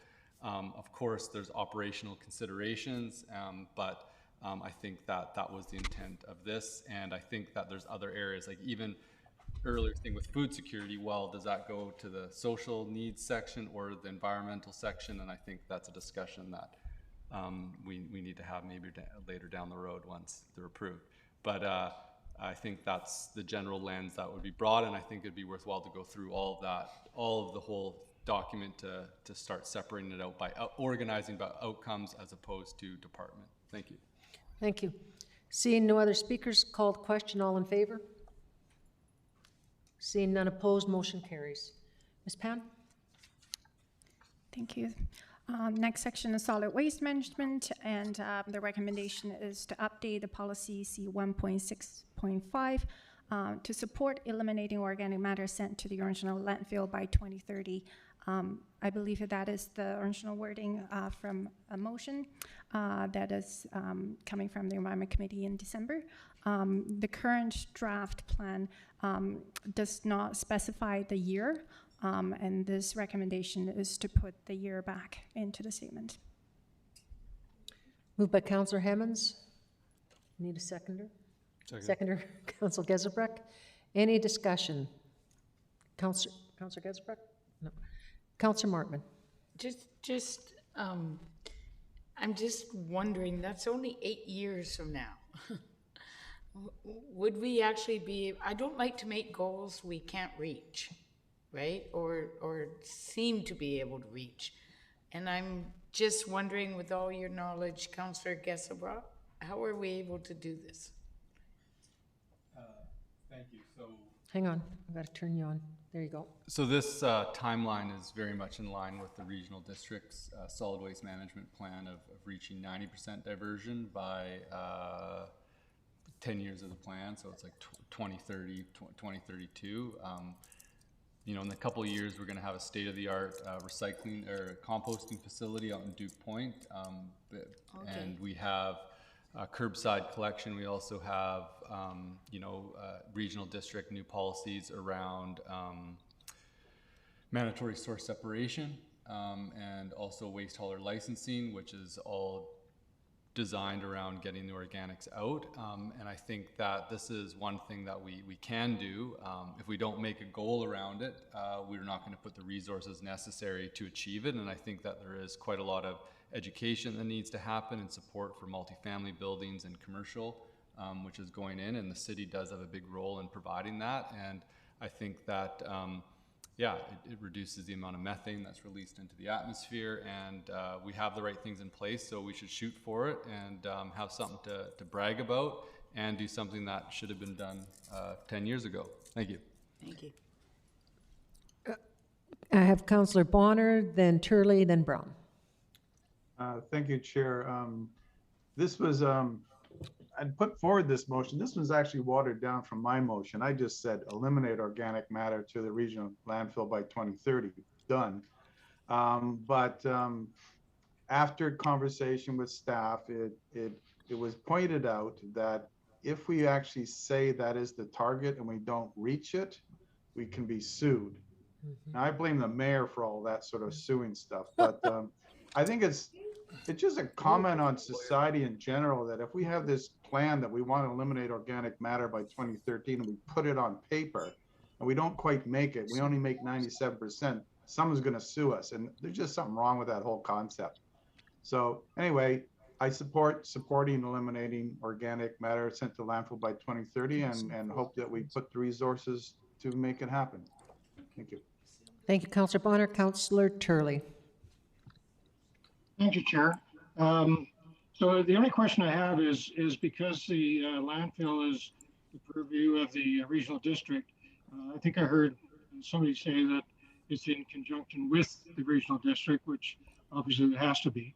So really our goal, the city's goal in it is we're not going to deliver organic matter to the landfill at whatever the date is, which I'm perfectly fine with. So, and I'm assuming that also, I'm not sure how that works with private haulers as to whether they're going to be restricted. Is that through the regional district or through business licensing within the city? Just how is that going to work? Thank you. Councillor Brown. Thank you. I can start by answering Councillor Turley's questions. Right now, we actively at the regional district have in front of the provincial authorities two particular requests that require additional provincial approvals that would give us expanded powers with respect to private haulers. Part of that is actually to grow their market and incentivize diversion by creating the conditions in which the private sector can respond well to help us achieve those diversions in the case where they are the primary pickup. So those are very active, and with we've been pushing on the province pretty hard, and we hope that in the next 6 months we'll have those two additional powers to see the full-scale implementation of the regional district's solid waste management plan. So they are tracking. And then with respect to the actual facilities, Councillor Gesselbrock did indicate that we are seeing significant investment both by the private sector and both by the public sector to I think make this target one that or to make this goal by 2030 one that we can easily achieve, and that we do have the plan in the solid waste management plan. So I think all the conditions are there, and we're actually seeing some serious action. Of course, the city is going to play a role as the pickup provider and also as a source of education within the city limits on how we all can come together as citizens to help meet those goals. So very supportive of this, and I don't think it's just aspirational. It's fully achievable budget. Thank you. Thank you, Mayor Krogh. I'll get it. Take me 3 tries. Thank you, Chair, and I just want to say I would actually like to think that we will reach this goal before 2030. In practical terms, as I understand it, there are lands in China that have been farmed continuously for over 5,000 years. And wishing to get down to something that's pretty basic in life. We turn dirt into food, and then our bodies turn it into something else. And along the way, we've been wasting a lot of the food, and organic matter makes dirt, and dirt makes food again. So as far as I'm concerned, this is the absolute basic if we're going to talk about the donut economy or the circular economy or preserving the planet. To make soil, topsoil in particular, things that's suitable for growing medium, takes, in ordinary cases, thousands of years potentially, and here with modern science and good work and ambition, we can do something quite remarkable. And the Regional District of Nanaimo, and I'm going to sing its praises today, has been a leader so far, and I would like to think that 2030, in fact, will be celebrating maybe the second or third anniversary of achieving this goal. I think it's worthwhile and has my strong support. Seeing no other speakers, call the question. All in favor? Seeing none opposed, motion carries. Ms. Pan? Thank you, Chair. Next section, brownfield sites. One recommendation from the Environment Committee is to edit policy C1.7.2 to increase community awareness of the potential economic, environmental, and social benefits of remediated brown sites throughout the city. Moved by Councillor Martman, seconder. Councillor Hemmens, thank you. Seeing no other, I have one question on this. One thing I was wondering why we don't have, I guess it's a policy. I was just saying, like, to do the push so that the municipalities did have more control versus the province on some of these derelict properties. So, but I guess that's something we can look at later. But that's something that I'd be very interested in, because right now we don't have any powers other than expropriation, which isn't always the best power. Director Mayor Krog. Thank you, Chair. You know, I appreciate what the Chair has had to say on this. This is tricky stuff because often the brownfield sites represent the residue of bygone eras when environmental controls were literally and virtually non-existent, and impact on the whole of the community and the province in general. And what you get control of is rather like a politician acknowledging there's a problem, then people will expect you to fix it. The more control we get, the more likely we'll be stuck with the cost of remediating the sins of our fathers and mothers who may not have been our fathers and mothers, literally or figuratively, whose ownership was from distant places, or perhaps even the city of Victoria, which so prides itself on being the greenest capital of this lovely province. I mean, the reality is they burned our coal, they happily took our timber, and we're left with the residue of all of that. They've used our toilet paper for years, so to speak, out of Harmac, if I may be a little cheeky here today, and we're stuck potentially with the brownfield site. So if we start to exercise control, then we will be exercising potentially responsibility and potentially the cost of this. So as much as I'm anxious to increase the awareness, I wouldn't want to go much further than that if that's what the Chair was suggesting. Oh, just explore it, that's all. Thank you. Councillor Brown, then Turley.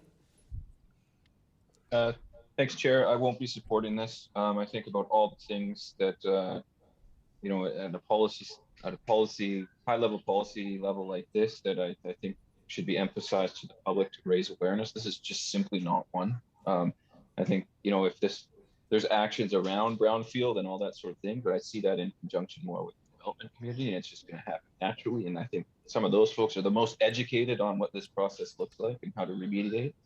So to me, this just doesn't really make sense. I don't think it's worthy of staff time or any emphasis in the future. So yeah, I just simply won't support it, because it's going to take care of itself, and the people that need to know about it are of course going to know about it because they're in the business of development and redevelopment. Thank you. Thank you. Councillor Turley.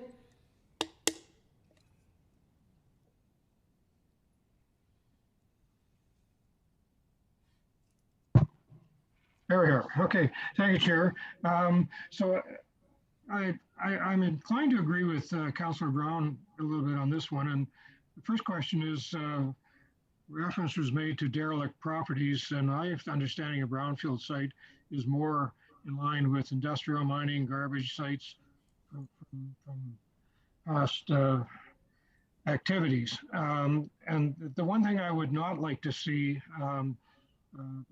forget how many years ago, this was probably 10 anyway, where they did a common study along the Terminal Avenue between probably Port Place and Comox Road, looking for specific contaminants in the soil, did multiple testing, and it turned out that there is, whatever it was, a common material across virtually all those properties, which meant then that there was, and staff are going to have to help me on this because I'm trying to remember, it allowed for the change in what you had to meet with regard to rezoning.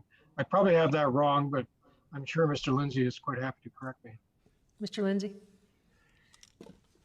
Through the chair, I believe what Councillor Turley is referring to is there was a request at one point for a drinking water exemption for environmental standards in the terminal trench, and that has to do with the amount of tolerable chemicals, materials that are found when you test the soil. And if an area is anticipated that you would be potentially using the area for drinking water at any point in the future as a much different standard than otherwise.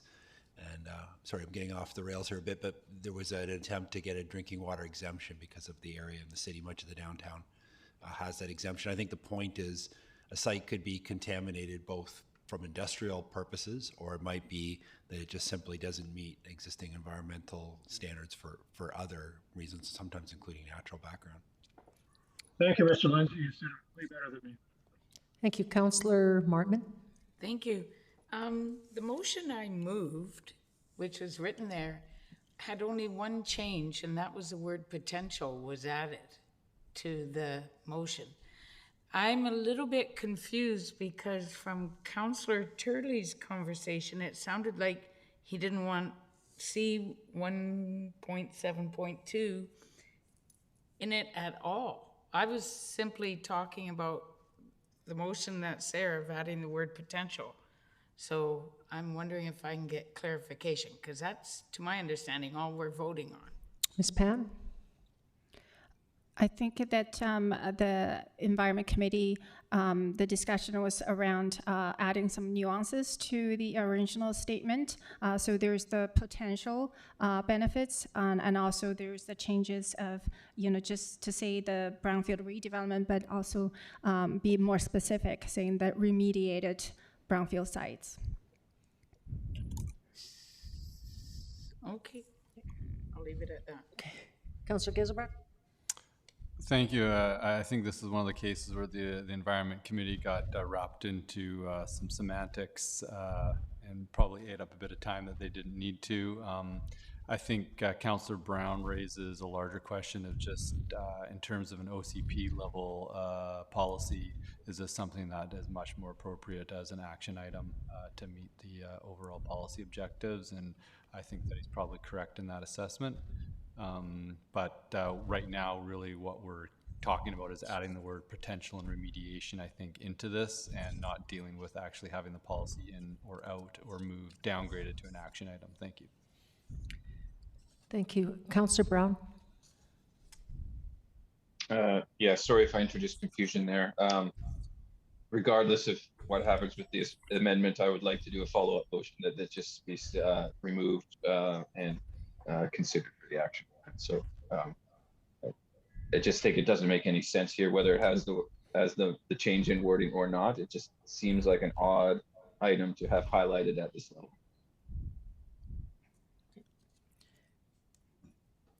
Seeing no other speakers, call the question. All in favor? Mayor Krogh, Councillor Martman, Councillor Giselbrecht, Councillor Thorpe. All those opposed? Councillor Hemmens, Armstrong, Bonner, Turley, and Brown. Motion fails. Councillor Brown? Yes, Madam Chair, if appropriate, I would like to move or recommend that items C 1.72 be removed and considered at the time of the action orders. Seconded by Councillor Giselbrecht.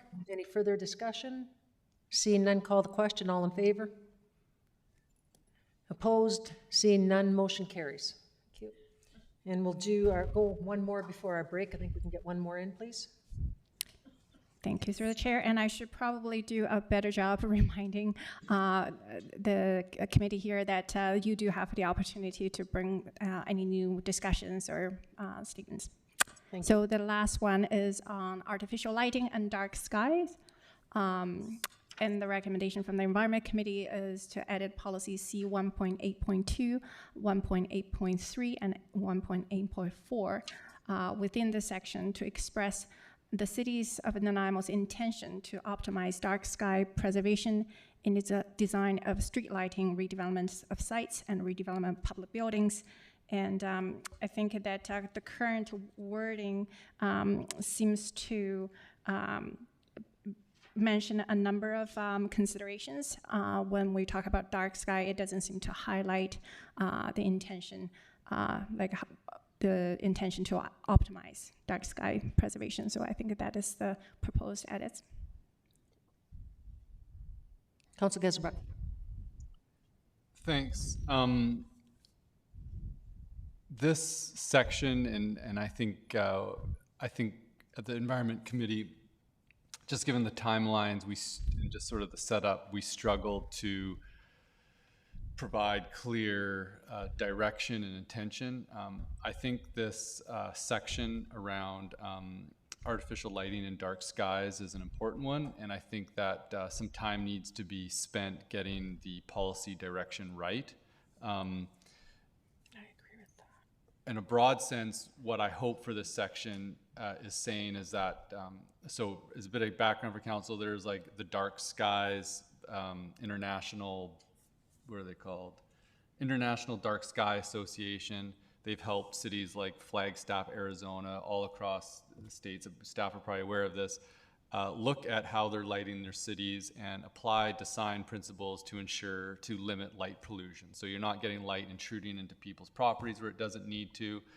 You're not over lighting things, and you're directing it so that you don't get this like glow above your city that stops you from seeing the stars properly. And also more and more research is coming out how light intrusion can disrupt circadian rhythms for people. There's a whole slew of health issues. What my hope is that in this policy section is that we clearly state that when we're looking at our redevelopment policies, when we're providing feedback to BC Hydro, when we're installing new streetlights, we are ensuring that we're following these design criteria that are limiting intrusion into people's things. There's a set of criteria, the dark design, asking the usefulness of the lights, the targetedness of it, the appropriate light intensity, and the appropriate color, and that we're ensuring that these design considerations are put in when we're redeveloping new sites for whatever levers of control we have over private development and whatnot. And so the recommendation was to look at specifically the three policies that are outlined here, 182, 183, 184, to ensure that. And I guess there's this language that is in here about balancing safety needs and functionality needs with dark sky principles. And I think it's kind of missing the point is that we know that there's certain standards that we're trying to achieve in terms of safety and functionality. Like we have to achieve those things, but are we ensuring that these design criteria that are going to limit the amount of unnecessary and needed pollution are being taken into consideration? One simple thing is like on street lights, there are certain caps that you can put on to make sure that the light's directed downwards as opposed to being more broadcast forward. And I don't know if we've got these things in place or not, but I would like to make sure that there are always considerations going forward. So I don't know if the recommendations put forward by the Environment Committee are clear enough on that. I tried, in my limited ability with language to articulate this as optimize dark sky preservation in the design of street lighting. So that's sort of following on ensuring that those design criteria that are outlined in this whole dark sky movement, there's pretty clear principles, and there's like policy papers and direction that they've used in other jurisdictions across North America and I think internationally, that we're using those when we're designing our lighting in our city. Thank you. Councillor Brown. Thank you, Madam Chair. I'm supportive of this, but I do have a lot of concerns about this section. I think this is one for me where not knowing what the specific actions, it's hard for me to comment, because I don't, and some of the language around continuing to things like that, I don't think we've been on a very good path with respect to dark skies and policies around that. And I get the language around balance, but I'll use the LED rollout, for example, where looking at wattage isn't how you look at necessarily how you look at dark skies. Looking through a dark skies lens, you wouldn't necessarily look at wattage. You would be looking at things like lumens and color temperature, and things like that, and how they everything from how they impact safety and or our ability to view the night sky, or how insects operate. And I didn't see evidence of that really being the case. I saw the emphasis being on cost and wattage and things like that as we asked for justification. So I think there's a lot of work that could be done here, and a lot of and those particulars are really important for me before I feel that I could comment on this section in any way as part of the steering committee. And even, for example, around safety, more light doesn't necessarily mean safer. Part of SEPTED design is around how the sharpness of shadows and how those shadows are realized on the landscape. And so some of these brighter lights actually create sharper shadows where it's harder for people to see.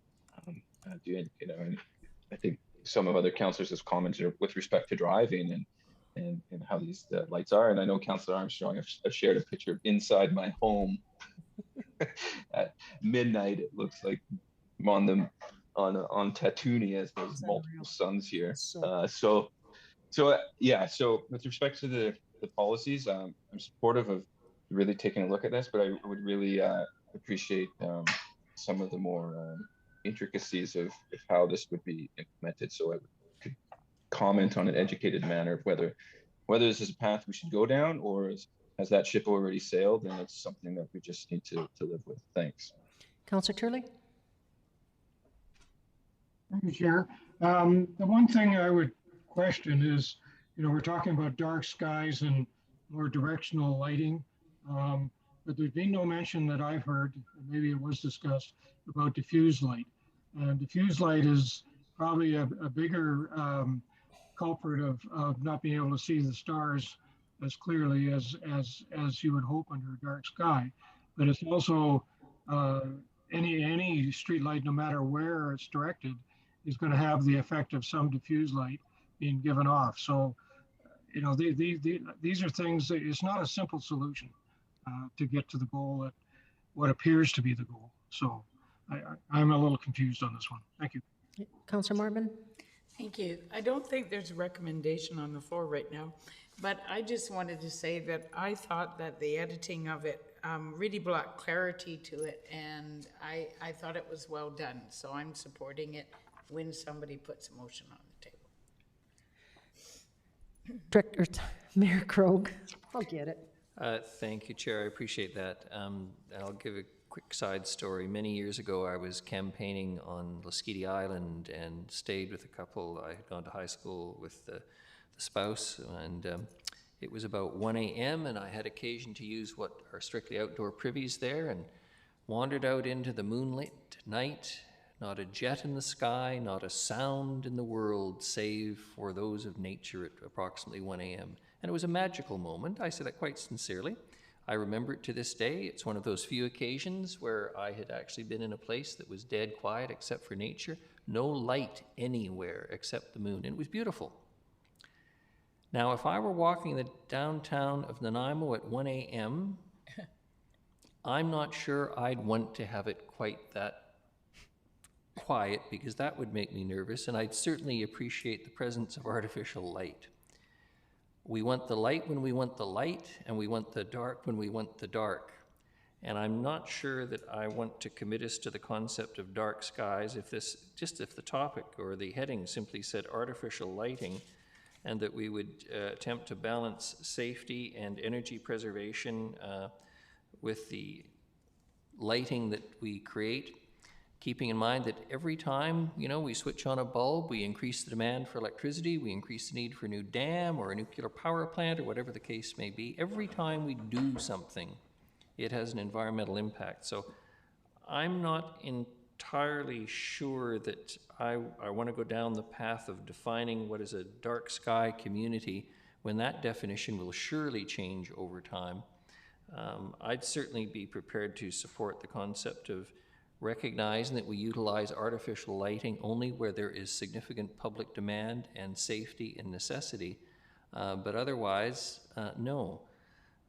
Which would, I think, achieve the end, but not in a way that is inconsistent with the fact that we all have differing needs and views. I'm sure there are nights in the chair's neighborhood when she would love it if there were no street lights out there. I can remember the introduction of a street light in Coombs, BC at the foot of Scheidler Road. My God, what a blight that was on the beautiful night sky. But the folks who lived on Scheidler Road really appreciated having a light at the foot of their road so they could see not to drive into the ditch when they came home too late from the Rod and Gun in Parksville. So it all depends. I'm just not convinced that we need to make this into too big a deal for fear we're going to narrow what is a sort of a common sense debate, if you will, or should be. Councillor Geselbrecht? Thank you. Yeah, I think that, again, I think it can be misleading if you don't look into what dark skies means. Like, it's not like we want dark skies everywhere and we're just going to be wandering around in the dark with flashlights. Like, cities do need lighting, and it's critical. What this is saying in the dark skies movement is that there's just intentional application of design criteria when we're installing lights. And so, useful, all light should have a clear purpose. Before installing or replacing a light, determine if the light is needed. Targeted, light should be directed only where it is needed.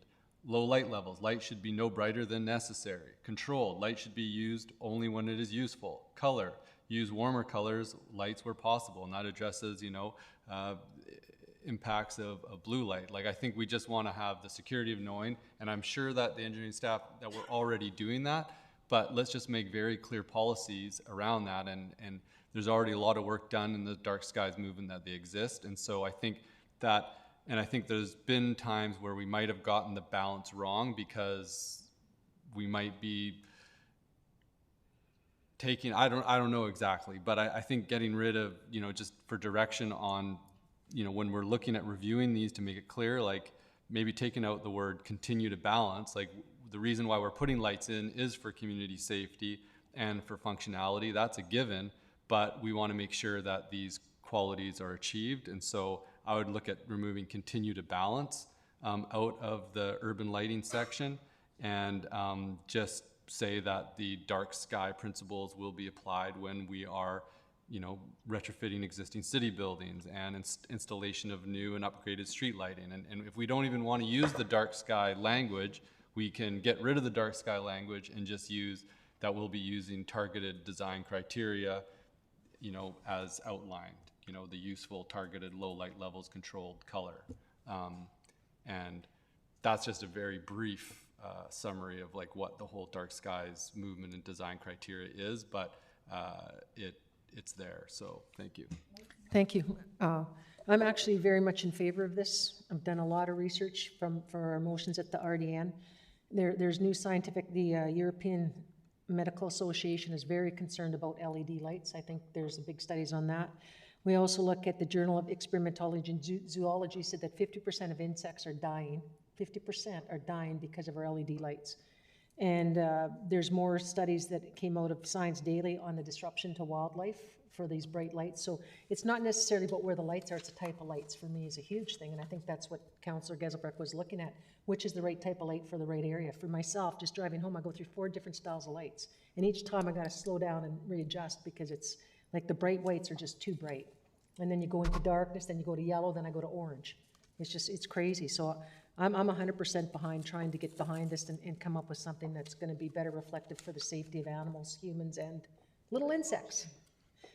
Moved by Councillor Martman, seconded Councillor Hammonds. Seeing no further discussion, all in favor? Opposed? Councillor Thorpe and Councillor Turley. Motion carries. And I think we'll take the recess now, Ms. Curry? Yes, thank you, Chair. first. There's a fun fact and then we'll take the recess. recess. Yeah. All right, so can anyone guess what percentage of the city's land cover is pervious in Nanaimo? Percentage. What percentage of the city's land cover is pervious? So these will be tree covers, landscape, lawns, anything that allows water to infiltrate into the ground. What's your guess? 72% is mine. 85. 95. Wow, very high. Anybody else? Councillor Bonner too has a guess, just when you're ready. Councillor Bonner. I would just say not enough. Councillor Bonner, good one. Ben? I would think it's probably higher than what us environmentalists think it is, but I'm probably going with 70%. Councillor Thorpe, what's yours? 75. And Ms. Pound? It's actually lower than that. It's 49%. Oh my God, that's horrible. That's pretty good. What's the average in BC? Do you know? I don't know the average, but for context, I looked up the city of Vancouver. It's slightly higher. It's 51%, and the population is, almost 7 times. We're gonna have to look at those policies, I guess. Yeah, it's because they have Stanley Park. Yeah. Thank you. We'll take the break now. Thank you. 15 minutes, Ms. Curry? Yes, that would be So appropriate. 3:20? Apparently we have one of the highest in the province.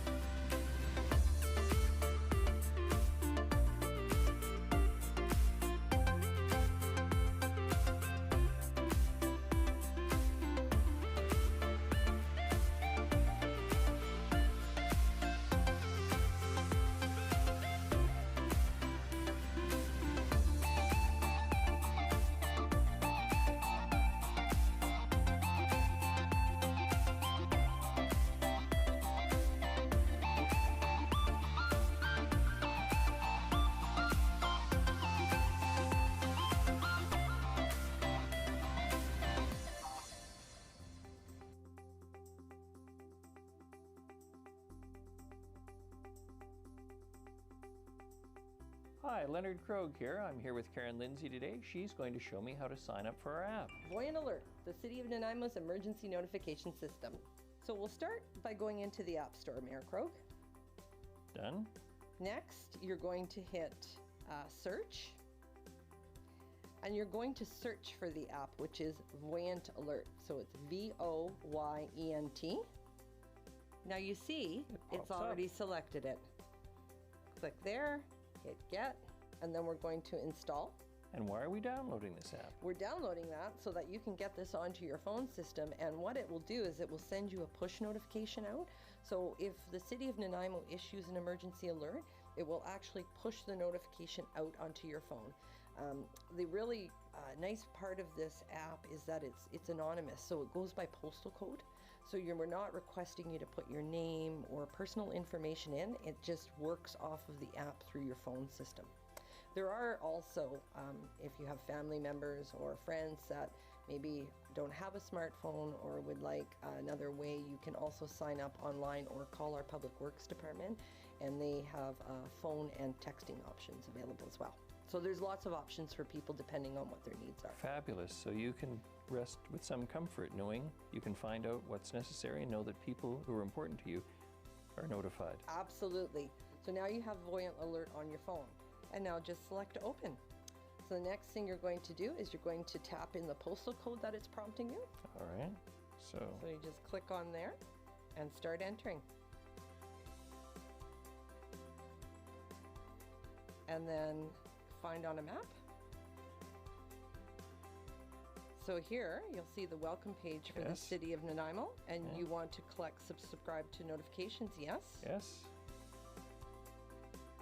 Click that you agree to the terms, so click both to the yes for consent, and then hit next. And it's going to ask to either allow or not allow notifications, and you want to always allow. Always allow. Always allow. And the reason that is, if you don't allow, it won't push the notification out to you. So always allow. Always allow. And now you see here, you've got a message to accept that you've signed out. That's the two-factor authentication, and you're going to tap yes. And now you're in the system. Also, when you have a moment, we recommend that you pick your locations and sign up based on those locations, and then you'll get alerts from the City of Nanaimo. Karen, thank you. Everyone, sign up.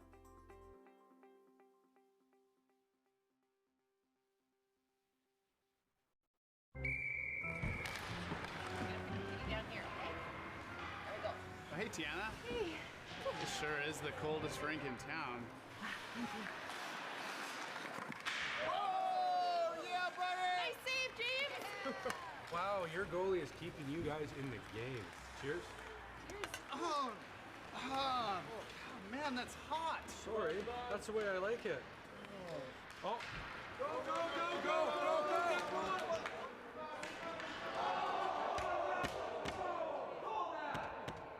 Penalty shot!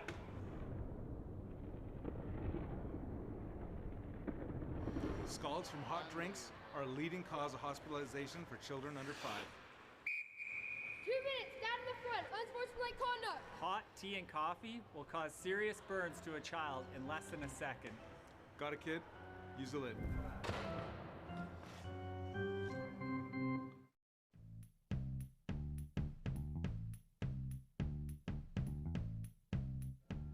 What we have here is the Real Ice technology that was installed at the Nanaimo Ice Center. It allows us to use cold water from traditionally hot water that we used to use for making ice. Basically, the water will come in through the bottom, go in through a vortex idea, making the air bubbles microscopic in size, which makes a better, more dense sheet of ice. Differences that you'll see with the Real Ice is there's less snow developed, so that's easier for cleaning, and also it's a denser, harder, clear ice. So the ice skaters will certainly enjoy that. And the city plans to implement Real Ice at our other 2 arenas as well.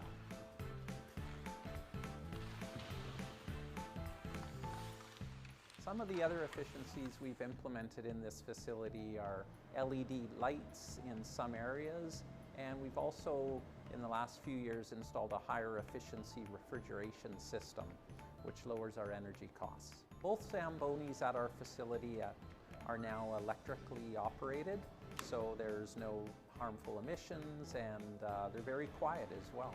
So what this means for the city is that we're able to use less energy and also reduce the amount of greenhouse gas emissions, which is more beneficial to the environment.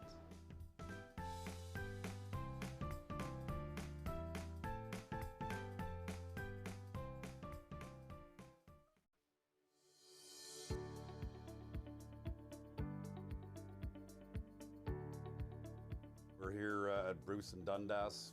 Somebody's stolen the street names that were here, so we're here to replace them. Our sign shop has just generated us 2 signs, so I'm going to go through the process of putting it together and reinstalling the street names. First thing, we got to center the signs. We do everything on this truck. We've got all the equipment on here to build, install, remove, repair, whether it's street signs, street names, posts, banners, Christmas decorations, and so forth. I'm going to basically just put the sign in the brackets, and we'll be doing both signs, of course. So I've got a cross bracket that I'm going to put in, and then add the top sign, which is this street we're on, Dundas. Sorry, do the same there. We put the street that we're coming up to on the bottom, so they all basically have the same. The cross street will be on the top. We got to put some bolts in to secure them so nobody will steal the street name. We're ready to go. I'll just put this back and we'll go out and install this where the missing one is. Every year we do what we call a stop sign survey, where we go around and check all the stops. We clean them, make sure they're in the right spots, in good condition, not bent, and we also clean the street names, make sure they're good. As we're doing that, if there's ones that we decide we want to replace, We do that at that time. This year we're looking at approximately about 120 sets. It's very expensive to do, but we're continually, weekly changing street names because of either them getting damaged or people breaking them and taking them. So I'll put this on, and then I put a bolt through to secure it to the post. There we go. And that's good, we're done. Dundas and Bruce Ave are now ready to go.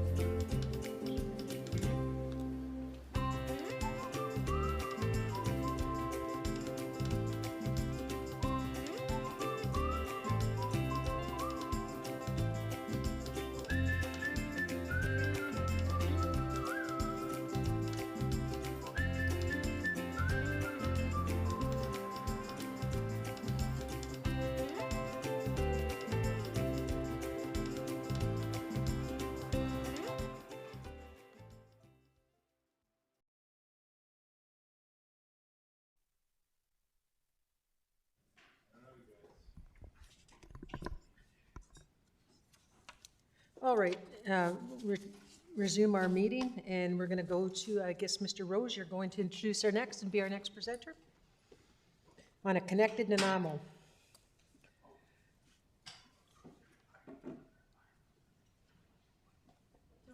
Go ahead. Good. Am I good? Okay. Good afternoon. Thank you very much for having me today. I have, I'm fortunate enough to be able to present the connected component to this presentation to everybody today. And unlike the environment, I think this is a little, there's fewer pre-structured conversations within this. So this is going to be sort of a choose your own adventure tour. And I'm here with all of the Reimagine team to provide any answers or feedback or take feedback from what we've done so far. Before you is the 5 policies that are within the connected section of Reimagine. They're all connecting our community. I think we've spoken many times about how the land use plan is paramount, but the transportation and mobility is how everybody gets to move to and from where they want to go, whether it's employment, entertainment, recreation. And for the most part, it falls within my wheelhouse to make sure that how we do this meets the needs and aspirations of our community. The first component, or the first class or policy we'll talk about is complete communities. And so there's some specific desired outcomes within this, alignment between land use and mobility, which I just mentioned, having a fine-grained network which promotes alternative modes of transportation.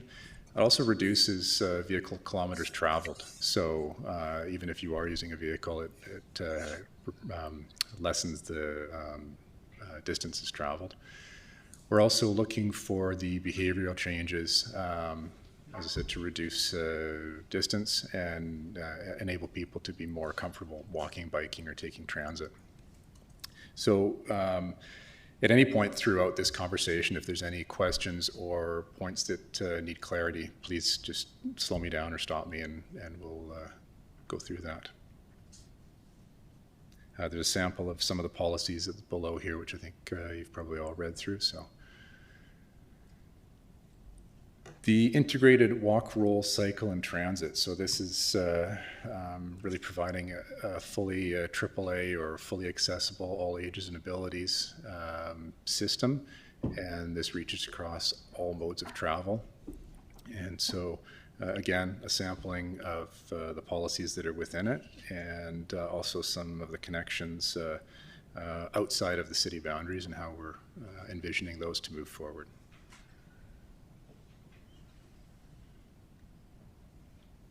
Any questions or thoughts or comments? Nope. Okay. Oh. Sorry, Dad's helping with my mic. So stepping outside of my specific world, but also tying back to the fact that whether mobility is for transportation or recreation, it is fully integrated. We've got our recreational trails section, which helps people connect to some of their most desirable places like the waterfront and our green spaces. And so we've got policies here that speak to the extensive trail network, high quality trail maintenance, and the seamless connectivity within the system.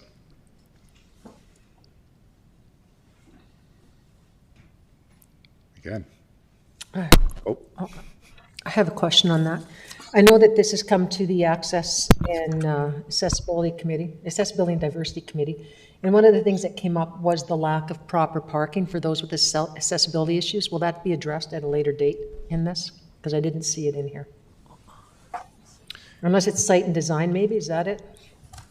I will have to look into the explicit policies, but I would say that that's something that would be incorporated with trailhead design to ensure that the trails and the connections to the trails support the appropriate users. Yeah, and my second question, you only have to look to Williams Lake where they designed their wind, which actually allowed the fire to just move. So will you be bringing in wildfire experts when you do these designs, which wasn't done there, which actually made the problem even worse? I'm going to have to look to my right to Mr. Harding. I'm sorry, I missed the second part of that question. When they're talking about site and design recreational trails to support multiple objectives, it's C2.3.6. One of the recommendations that came out of the Williams Lake fire was the way they had made it easier for recreation actually made it very dangerous for fires, which allowed the fire to get into the city faster. So when you're looking at those, will we bring in the wildlife firefighters or experts that actually can show you that, you know what, maybe you shouldn't be doing this because of this reason, that reason? So I think that's what's often overlooked, is to bring in the emergency personnel that fight those fires. Yes, thank you, Chair. So with the city's interface fire program, some of those are just in that strategy, which also looking at some of the recreational trails actually provide some of those separations, those fire separations. So we're looking at, particularly if you look at Lindley Valley, some of the things we need to work in there, working with the fire department on some of those developments, how they can also access. I think one of the new pieces of equipment they just picked up was how they can get into some of these areas. Thank you. And if I could also add to your first question. So if you look at Access for All, and the plan talks a lot about those type of trailheads. Also, Parkland Management also talks about those accessible trailheads, parks. So that's one thing about the document, is a lot of those other objectives are in there, dealt with in here and then cross-referenced. Great, thank you. Staff 3, that was Richard. I see no other ones. Oh, sorry. Mayor Krog's button's not working, so I have to watch for him. Mayor Krog? Mayor Krog probably doesn't know how to operate his button, that's You the just have problem. to push to speak, request to speak. Thank you very much, Chair. Just sort of a general question, and I'm looking to Mr. Rose as the expert here today. Seeing increasing numbers of scooters, obesity is a rising problem. Lots of people using them because they're not able to walk, and yet they're not using motor vehicles in the traditional way. I'm just wondering what impact, if that, and I have some other questions, has had on the way this is laid out. It strikes me that we're going to see more and more people, particularly with gas prices for that matter too, who may have access to or resort to scooters. And or what are the brightest lights in the world around transportation saying generally about how people are going to be moving in the next 20 or 30 years given existing trends? So I think, through the chair, I think I'm going to kind of answer that backward. What are the brightest lights seeing? I think it's still a bit of crystal ball gazing between changing market conditions and societal trends with emerging from the pandemic, emerging technology. It's kind of wide open right now. I mean, we always hear whisperings of autonomous vehicles. We hear discussions about micromobility. We hear discussions about EVs. We've had many conversations about many things, and through the pandemic, we've seen a lot of organizations look to alternative work formats, and all of it has direct impact on what our transportation systems can and will do in the future. And so it's still quite unknown at this point. With respect to the scooters and micromobility, it's something that has been growing. It sort of started as a bit of a novel, almost a tourist type thing, but it has become more prevalent. And as councils knows, the province has initiated a pilot project on that. And my team and I are sitting on a panel within that pilot project to observe the experiences with other organizations.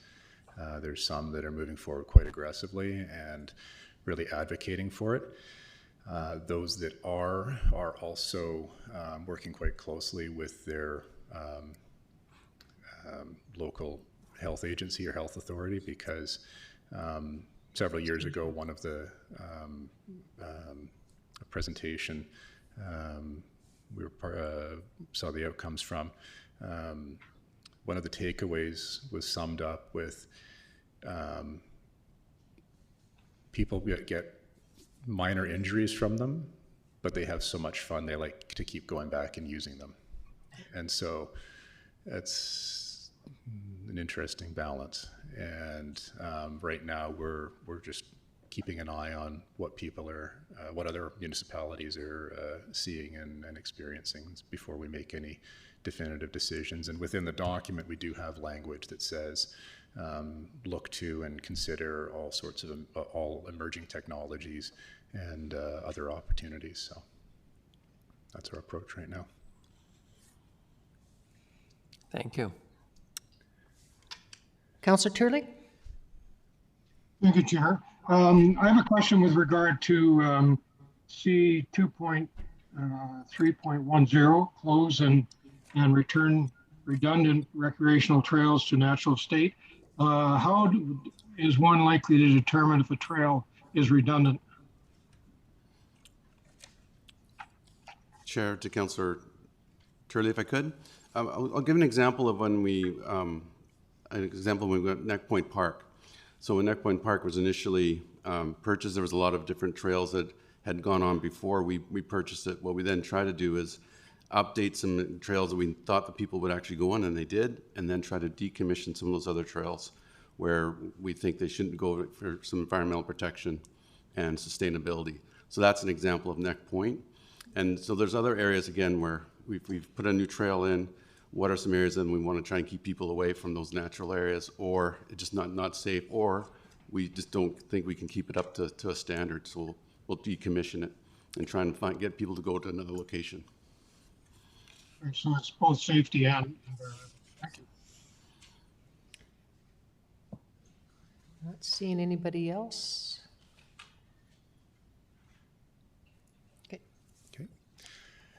So the two remaining policies are actually directly intertwined, but we'll start with the safe mobility and Vision Zero. And so the paramount desired outcome is the elimination of traffic fatalities and serious injuries. And so there's a bunch of policies and indicators that we've captured within this to take us in that direction. Safe, health, and equitable mobility for all resonates or reiterates the all ages, all abilities component of our plan. And so these are all steps that we are, well, this is the springboard for getting into the action plans and steps that will take us to in this direction. Complete Streets is not a new term. For this council, we've been working on this for several years now, and I'd like to think that we've had some pretty good success with it. I think that there's, in your book, there's actually a picture of the first phase of Metro and some people enjoying it. I was driving down Metro, admittedly, the other day, and was quite impressed at how many people were out enjoying it. There were people walking their dogs, there were people pushing buggies, there was cyclists. Everybody was out enjoying it. And I think it really speaks volumes to how our standards provide space for everybody. And there's green space, there's softscaping, there's some tree canopy. All of these things provide an experience for everybody that supports a safe, healthy, and equitable transportation system. And so we've got more policy language nested within this that helps us continue on with that process. Thank you. We have questions from Councillor Bonner and then Councillor Brown. Thank you, Chair. My question is actually around the 2.4 area, Safe Mobility Vision Zero. And I noticed the policies don't say continue to. They all say adopt, apply, prioritize, and use technologies. Is there a shift here in the way we're looking at Vision Zero in terms of adopting it, and we hadn't before? Through the chair, road safety has always been a priority aspect of our project planning and delivery. I think that the capturing it under the term of Vision Zero is a bit of a new perspective for us. And I think it also really highlights the strong trend from the community to support safety initiatives. Right now, we have quite a significant backlog of traffic calming requests. And, you know, it's quite clear to us that the community really places road safety first and comfort. And so there's, I think, seeing this support from the community, this desire from the community, coupled with some of the new opportunities that I think we can take from Vision Zero, really opens up the doors on what we can use to meet these aspirations. So. Thank you, and I appreciate it. I'm very much in favor of this. So I thank you, staff, for bringing this forward in this way. Thank you. Councillor Brown. Thank you, Madam Chair. Just wanted, in general, I think this section is really strong. So thank you to all those that have put this together.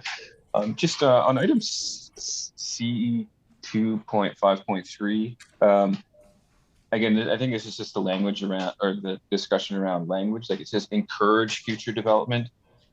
You know, I think our engineering standards have, really aren't encouraging, they're requiring, and probably, I think there's room probably a little bit for our development permit guidelines to catch up with that with respect to form and character. So I'm just curious why we're choosing to use the language encourage here rather than, is this something that we're just simply making a requirement? If so, I would strongly advocate that this language be adjusted to say as such.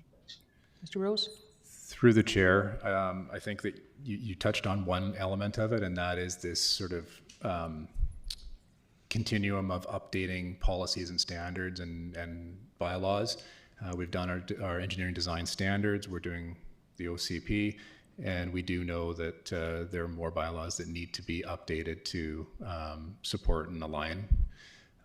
One of the things that I would bring attention to is that no two parcels are all the same.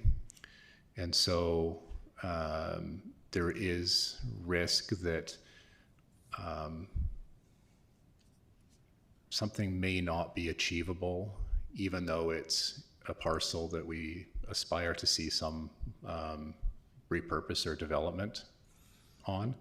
I think it's a little bit akin to the conversation earlier about urban forestry. And so I think encourage is an appropriate term, but it definitely is open for discussion, and we can take that back for consideration. Follow-up, Councillor Brown? Thanks, Madam Chair. When it's appropriate with you, I would like to make a motion that simply that encourage drops from that. Thank you. You can make it now. There's no motion on the floor. Okay, I just didn't know in this section where we're doing it, so I would simply make the recommendation that encourage be dropped from C.2.5.3. There's a seconder. Do we have a seconder? Councillor Hemmens. Thank you. I'll just quickly speak to it. I think our language should be precise and be targeted at what we're trying to achieve. I think we've made lots of good progress with respect to how we start to develop, our streets are developed in a better way that are more vibrant and are more supportive for other activities than just automobile driving. But with that said, I think the dropping the use encourage here is important because of course there's going to be deviations where things don't work. But I think when you water it down to begin with, it makes it a slippery slope. It makes it easier for people to justify those type of decisions, where I would really like to see development applications really aspire for that goal. And if there is deviations, then they have to, whether it's design panel, whether it's council, whether it's staff, they have to make a really well justified case. And I think the way that we've been going, or I understand that we're going with development permit guidelines potentially being in the zoning bylaw, or whether with respect to subdivision regulations, there's plenty of opportunity where it may be a little more firmly regulated for people to seek variances. So, yeah, just how I've seen over time how development, especially development permit guidelines, can be sort of watered down in practice, I do think strong policy statements at this level are important. Thank you. Thanks, Chair. Actually, I wanted to make a couple of comments on a slightly different topic, but speaking to the motion, it was seconded, was it? Mm-hmm. Thank you. So I will speak to the motion quickly. I appreciate the intent, but I don't have a problem with the word encourage in this document, because I think we do want to encourage. And when, I'm sorry, was it seconded? Am I Yes, off it base? was. Okay, It was thank you. moved and seconded. So I'm okay with encourage in this document. I think any development proposal that comes to council, the council of the day is going to have the say on it, whether they support it or not. All this is telling people, look, we suggest that this is a route that you should be taking, and a direction that we think you should be going in if you want council, or presumably councils of the future, to look favorably upon your project. So I don't see the need to take the wording out of this, and so I don't think I'll support it. But then following this motion and vote, I would like to comment on other things. Thanks. Okay. Councillor Gesselbrecht on the motion. Thank you.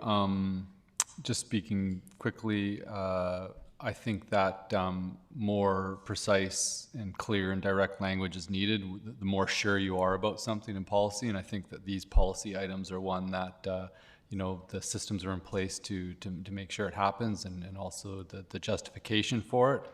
So I think that it's important that we do move from encourage to require. So I'll be supporting it. Thank you.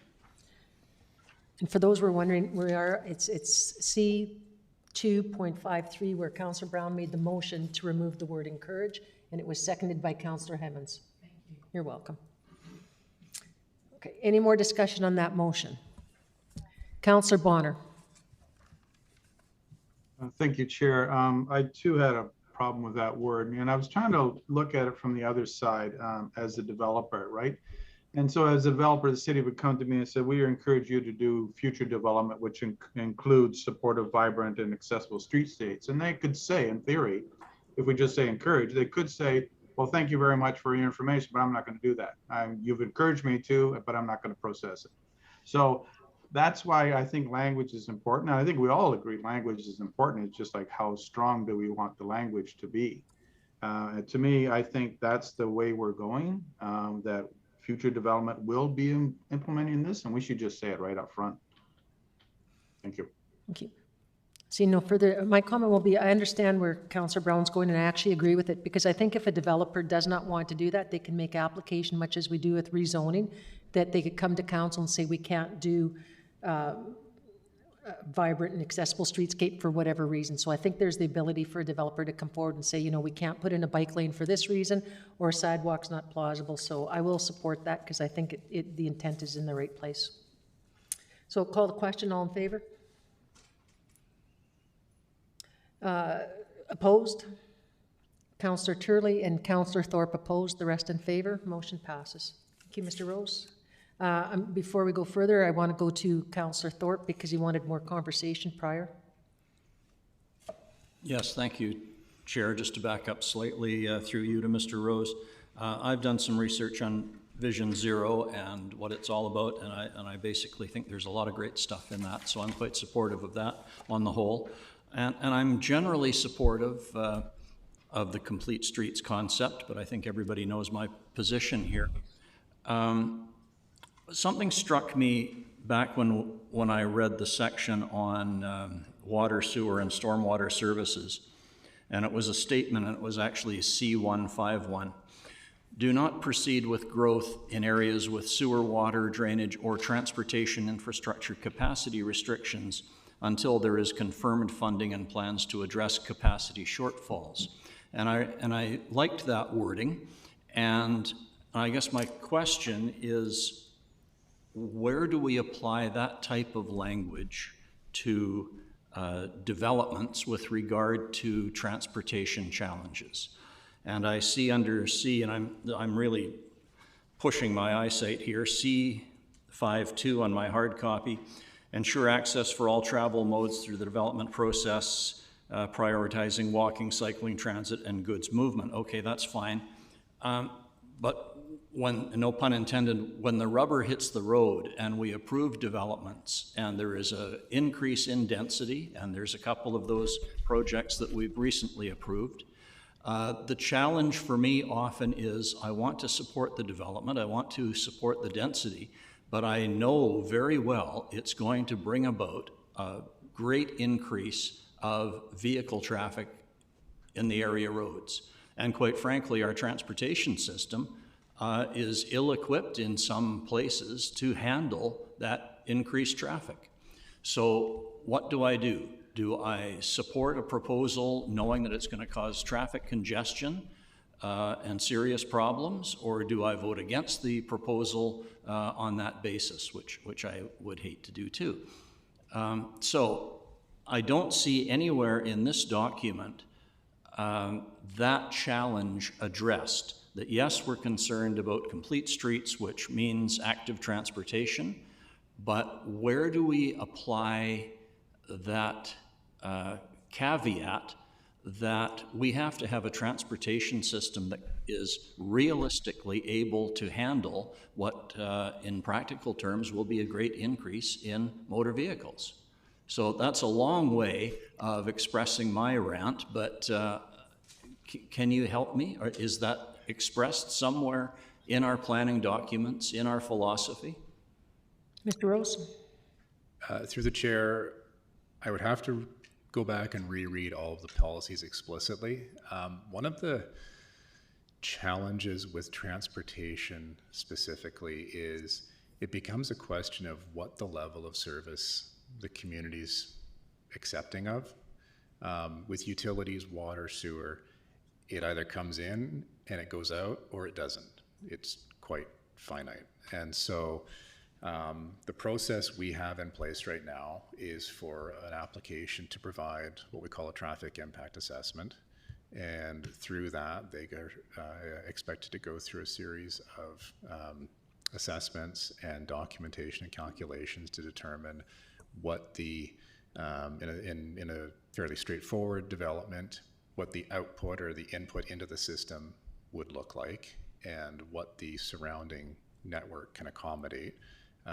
We do have areas in our system that do have capacity for growth without significant expansion. We have some that do not have a lot of capacity, and so maybe there's going to be a need for expansion of roads or introduction of alternative options. And so this sort of gets into this discussion of there may be additional loading on the road network, but if we create a better linkage for walking and biking, then maybe people will see the benefits to do that, or maybe there's an opportunity to provide higher transit service to that, which will alleviate some of the demand. Some development applications are large enough to create much more complex challenges to the system. They can almost create a backwash effect. Instead of just seeing all this coming into the system, they actually reverse flow because now they've created retail or office space that is attracting demand. And so the process of going through the development of that traffic impact assessment and then presenting it to council for discussion is typically what we would go through to manage that, to rationalize whether or not we should proceed or not, or whether the community supports it or not. So I may have glassed over other mechanisms that Ms. Bopulsing or Mr. Lindsey might want to add to. I have Ms. Bopulsing and then Mr. Sims. Okay, maybe Mr. Sims will correct me here if I'm wrong, but policy C.15.1, which is sitting in the water and sewer stormwater services that Councillor Thorpe mentioned, does also include not only having not allowing growth to proceed until sewer, water, drainage, and transportation infrastructure and capacity is confirmed in this funding shortfalls. And I think what you're seeing here is that integrated nature of the document. It is possible for us to break this out so the transportation infrastructure sits over in the connected. So it's right now, it's woven into this section, and there's also, you'll see there's another policy about coordinating utility upgrades and infrastructure with transportation parks improvements, again, to minimize and optimize community investments. So the integrated nature of this document means that sometimes policies that are linked end up in more than one place, but we can break this back out, and I think that might help address the concern that's being spoken to. Just wondering, Mr. Sims, if you'd like to build on that? Thanks, Chair. No, really, just to echo those comments, but this, I'm glad, Councillor Thorpe, you've picked up on this policy, because this is a new one, and it's really intended to address some more on the finite capacity issues that we may have around water or sewer in odd locations throughout the city. We've seen other municipalities sort of get caught with insufficient sewer capacity, as an example, when they're about ready to move into, homeowners are about ready to move in, but all of a sudden they can't get occupancy because they've suddenly discovered there's no sewer capacity. So that's an example that we want to try and avoid. And I think the intent of this is really to have that careful look around a transit, or a traffic impact assessment, and that would sort of constitute the plans to address those capacity issues. So I hope that helps. Yeah, if I may, Chair, thank you very much. Yes, and I did note the word transportation in the policy that, or the clause that I referred to. So that does help. Thank you, and also Mr. Sims. I know we do traffic studies. I just know, and I think other councillors will likely even agree with me, that so often we hear people concerned about new developments because of the increased traffic that they know it's going to bring to their neighborhood streets. And rightly or wrongly, they don't think those streets can handle that traffic. So it is a legitimate concern in the public's eye, and it's always something that gives council pause. So at least I think we need to have it as a consideration when we are looking at new builds. Thanks. Okay, I'll ask my question now. One thing that I didn't find in here, and I mean, the majority of crashes occur at intersections. Like probably, I think, what, 70, 80%, or it's close to 70, I think, pretty, are for that. And then pedestrians, I think we have maybe 4 a year, 5 a year. But my concern is, we haven't, that I could see, what are we doing to address the issues with intersections? Because that's our major problem, especially when it comes to fatalities. It's not neighborhoods, like most neighborhoods never see an accident. It's on our main roads that you see most of your serious injury accidents. So like, I didn't really find that to be in here, unless I'm missing it. To the chair, you likely won't. So that's in the next phase, next chapter. Okay, that's we don't need to go any further. I'll wait till then. Thank you. Okay, so any other questions? Bonner. Oh, Councillor Bonner, sorry. Thank you, Chair. And once again, I'm going to break my general thing is I think Councillor Thorpe raises a very good point.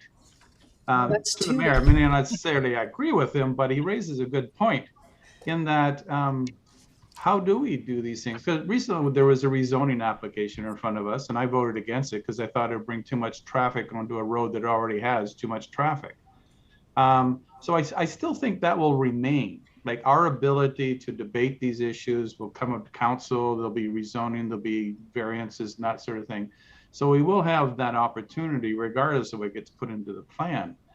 So I think it's there. I think those fail safes are there, and that's up to council to vote as we see fit.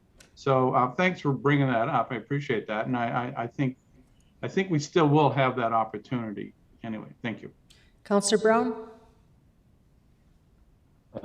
Thanks, Madam Chair. I think this raises an interesting conversation, but I think these policy statements are centered around what is the city that we're trying to build, not what is the city that we currently have. And I think there's always going to be tensions as well, the city that we're aiming to build is realized. So I don't know if these policy statements could ever tackle some of those questions that we deal with on an individual level, as you know, as one simple brushstroke on a painting. But as it all comes together, I imagine as we put that into practice through each individual application over time, what we would have is something that those impacts are minimized. So I agree with the concern. Actually, it is a challenge when you're dealing with the practicalities of a zoning amendment or a singular application. But I think what we're asked here to do is what are the policy statements that over time will start to minimize and see a reduction in those tensions. And so, yeah, just to reiterate what I said before, I think there's a lot of really great stuff in here. So thank you for those who put it forward. And if we followed this through, I think in 20, 30 years, there'd be some really awesome neighborhoods around Nanaimo. Seeing no other questions, Mr. Rose, you can go to your next slide. Okay, I think we've knocked that one off. We've got two maps here. I think these have been presented before, but we'll put them up again. And if any questions have come about since then, I'm happy to talk about them or answer them. This here is our active mobility map. These are our primary and secondary active mobility routes. The red is the primary, and it is intended to provide walk, roll, cycle transit connections between our urban centers. The blue secondary routes are to provide the connections from our neighborhoods to either a primary route or to our urban centers. They're all envisioned to be all ages, all abilities. We can see with this the focus of our transit exchanges or hubs as they associate with our urban centers. Yeah, if there's any, this has been developed in concert with the RDN through their transit redevelopment strategy. And so if there's any questions, I'm happy to answer them. If not, we can flip to the major road map as well. Okay, channel's changing. I've got Councillor Geselbrecht. I have a question, not specifically related to the maps, but a question on mobility. I missed the trail part. The question stems from, I think, a situation and just the more general orientation of the city to it. But on the Cat Stream, just below Park Ave, there's a stretch of that connects like the ball fields, and then there's sort of a marsh. What's the name of that place? Carnarvon. One and Fifth and Is it Meadow Carnarvon? Park. Pardon? In front of my house. In front of your house. Yeah.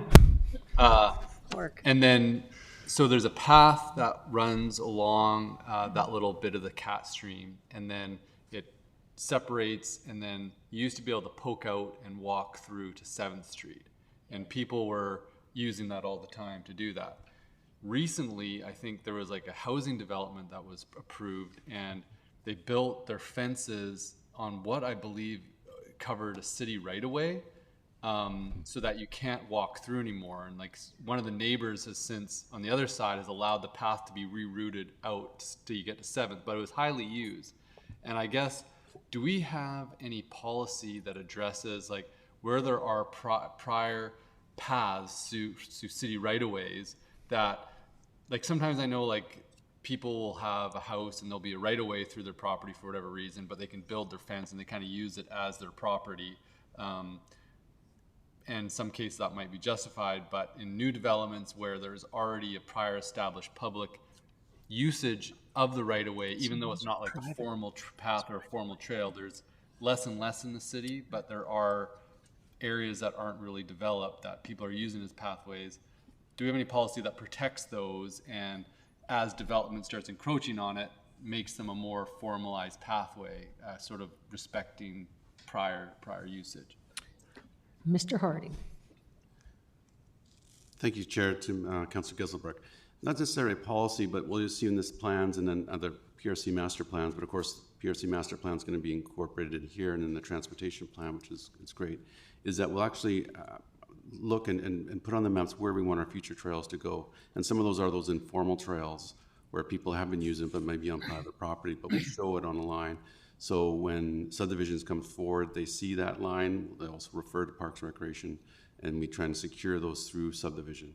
That one, in you're mentioning, we did try to work with the developer on that one. We still think we have a few options still on that connection through, but right now it is frustrated, I know, for the people going through that trail, but we still think we have a couple other options. But that's a good example where it came through. We tried to work with happened with that development, and it didn't quite work out perfectly, but we still think there's some opportunities there. Okay, yeah, maybe in the case, like, I think they did apply for, and it might be on private property where the path goes through, but I know that they applied for a subdivision permit, and in that process, I don't think it was protected, the pathway, or like in the negotiation to allow the subdivision approved. And I don't know how much leverage we have, but if we have, like, just wondering if, like, can we put a policy in place that says, like, in redevelopment and that, I guess this is what you're saying, that we will actively, you know, whatever power we can, try to maintain that, you know, public route through in the negotiations. Mr. Rose? Sorry, yeah, I think actually under complete communities 2.1.2, talking about a fine-grained network would probably be the cornerstone of that discussion, which would then go into looking at opportunities to create connections within subdivisions that may not be vehicular. Like, we do encounter some developments that are maybe the topography, or there's environmentally sensitive areas where we don't want to have a road continue through, but we do want to have some sort of walking and rolling infrastructure there. So I think that might be where we start with. Okay.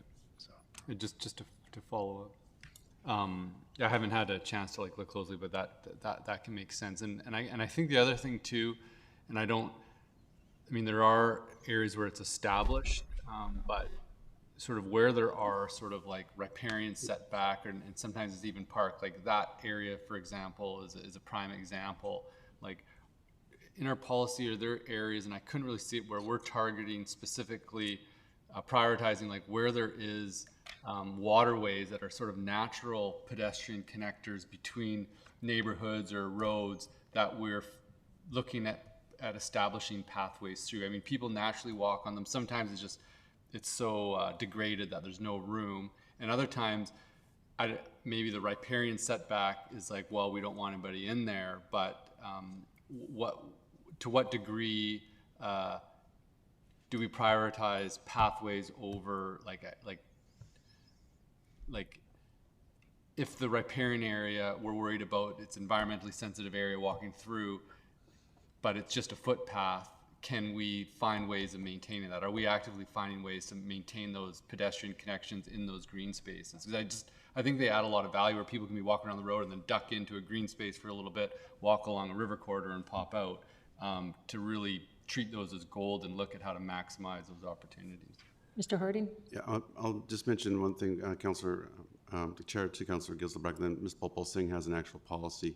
But we've been very successful in exactly what you're saying, Councillor, is over the years is we've identified those trail systems, and you're right, a lot of those river courses or water courses are those natural ones for us. So if you look at Wally Creek or portions along the Millstone, Chase River, some portions on Chase River too, we'll negotiate a lot of those park dedication. If we'll get the 5% plus, we'll get more for the riparian and some for trails. So in most cases, we've been very successful. There are a few ones based on how the terrain is, as I was just mentioned, is, you know, sometimes we can't make it happen, but majority we've been pretty successful. And Ms. Popol Singh, I think, actually has a policy that I missed. Ms. Popol Singh? Okay, I've actually got two I wouldn't mind speaking to. So one, on page 78 of your plan, policy C 2.1.3 talks about the opportunities through rezoning and subdivision to acquire and maintain, to acquire different mobility trails and routes and rights of way. So I think that's an important one. I think it speaks directly to what Councillor Giselbrecht was wanting to see, that in words.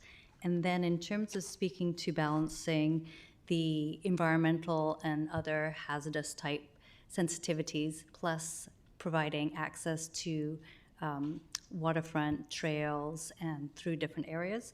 If you look to page 83 of the plan, which is 2.3 on recreational trails, there's some policy that speaks to the balancing of human enjoyment of trails while balancing the protection of natural areas and looking at things like sensitive habitats, tree health, steep slopes, and vegetation.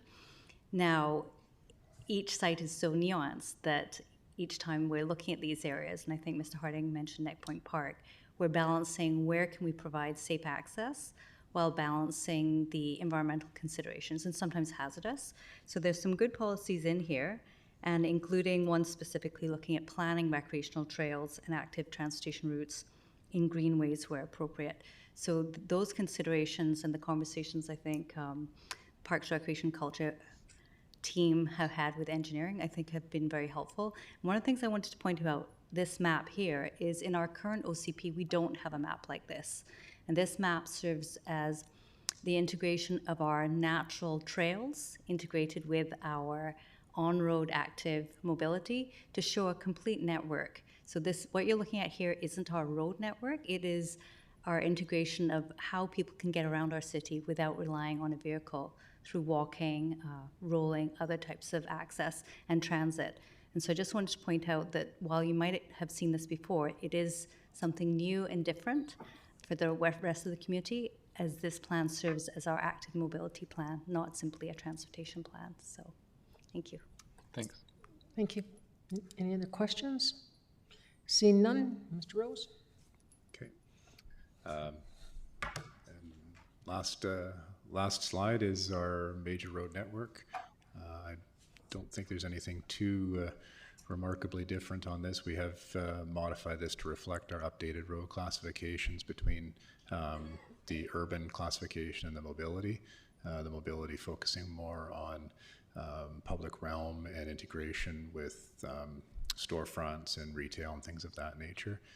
But those are all already identified through our engineering design standards. So, yeah, if there's any. Not seeing anything further. Okay. Thank you very much. No now problem. I see that you have a fun fact. I have some fun facts. So.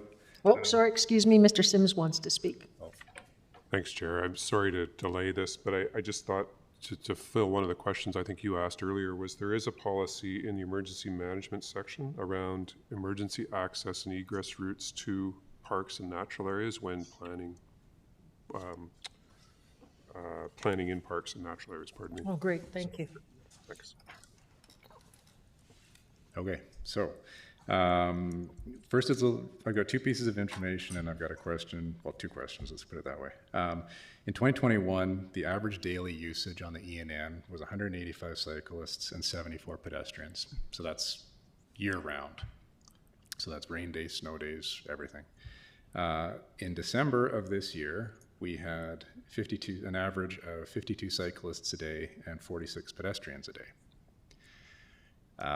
Last fall, we had our Go by Bike event, and I'm curious which corridor people think had more usage, the ENN or Front Street? I gotta go ENN. Pedestrians, maybe. Which corridor had more bike use? Then Front Street. No, Front Street the or ENN. ENN Trail. I gotta go ENN. I'm gonna go Front Street because it's gonna feel so good.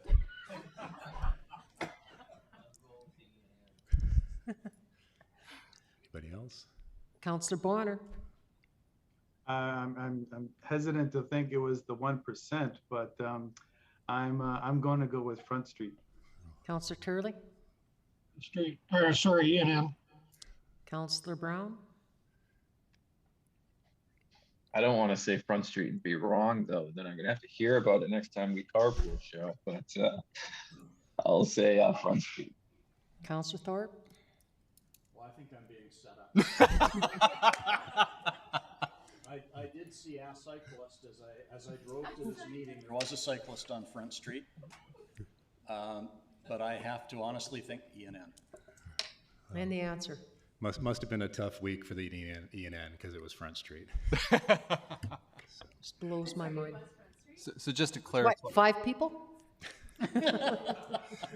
I neglected to get the actual numbers, but I was quite impressed to see that it actually was, and a little surprised, to be honest. But any other fun facts? The last question I had was Chair, may I ask that those figures be made public to us at some point, please? Absolutely. Yeah, we've got our new counter up, so we'll actually. And is that including, oh, never mind. Yeah, we can even Well, I'm put it up on gonna our do- website. It wasn't one. the whole list. The other question I had is to my mind, kind of brings us around to the conversation around the donut and overall, I guess, public and community health and economic health. And that is a question of, do we know what the average cost of car ownership in BC is right now? The average cost of Car ownership? car ownership. He's Googling. 60,000. Yeah. Is that including the purchase of the car, gas, maintenance, all that, or just? This, I believe, did include purchase amortized over the life of the car. Yeah. 60,000, I'm going. Okay, maybe I have to double check. Per year. Per year. Yeah, $10,000. 4,500. Nope. 10,000 a run. Yeah, 10,000, and that was in pre-$2 a liter. Pricing. Wow. No, sorry, what I guess gas it depends price? on what kind of car you drive. That was pre-$2 a liter. Oh, okay. Yeah. Wow. So, if there's any other questions about Connected, I'm happy to field them. Or That's great, thank you. So who do we have next? Action plan sample? Ms. Paulson? I did have one more item on for the policies. It was a green policy item. I didn't realize we were moving to the Connected.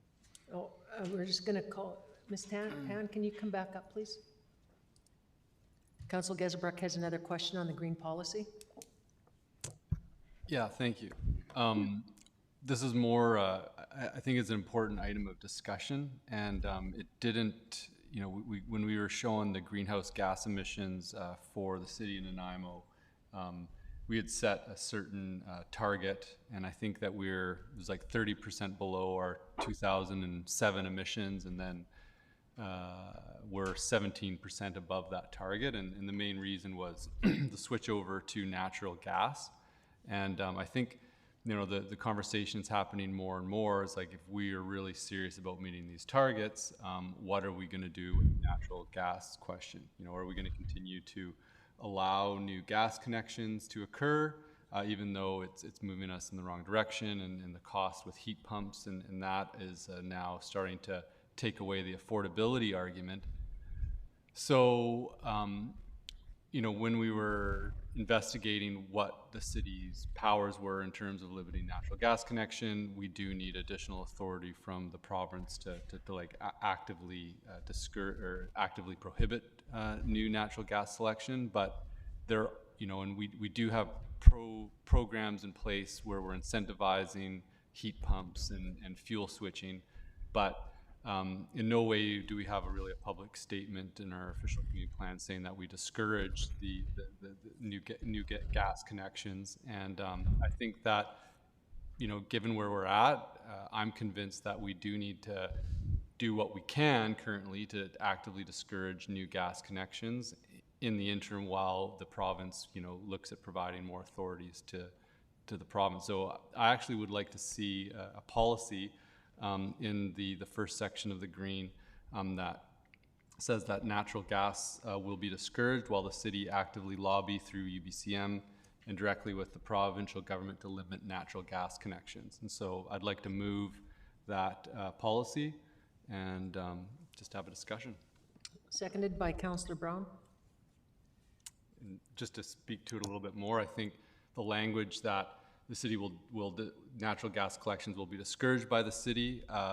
It's not painting us in a corner, but we're not going to definitely go out of our way to allow new ones. And whatever levers we do have to slow the uptake of it, we'll be utilizing. And then we'll be actively lobbying to the provincial government for the powers to limit connections where we can.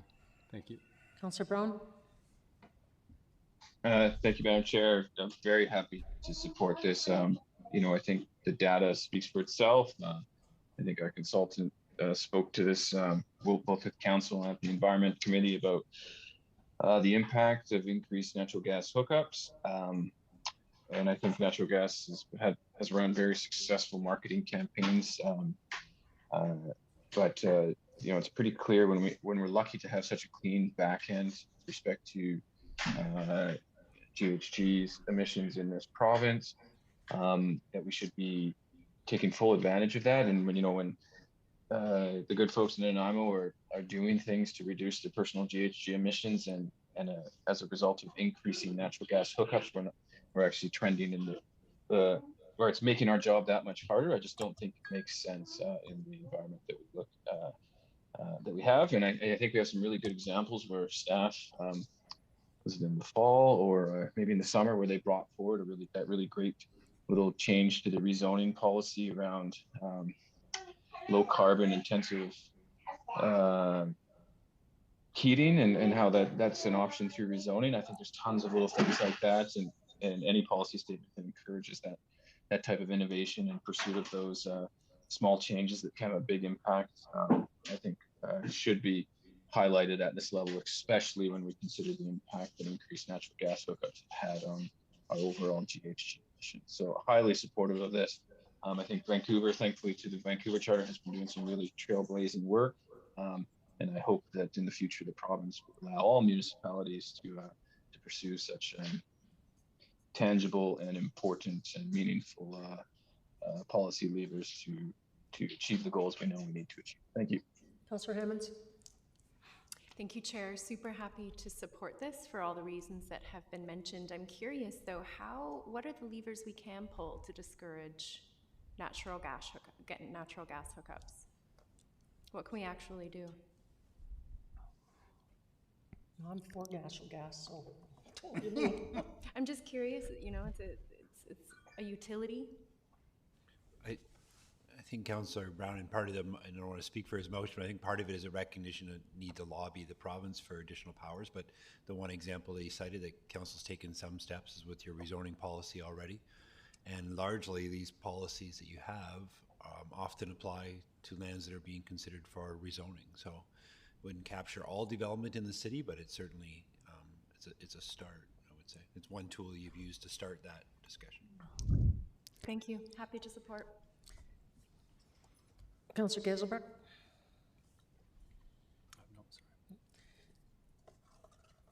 Mayor Krog. Thank you very much, Chair. The concept of siding on what I will call the idealism of this is very tempting.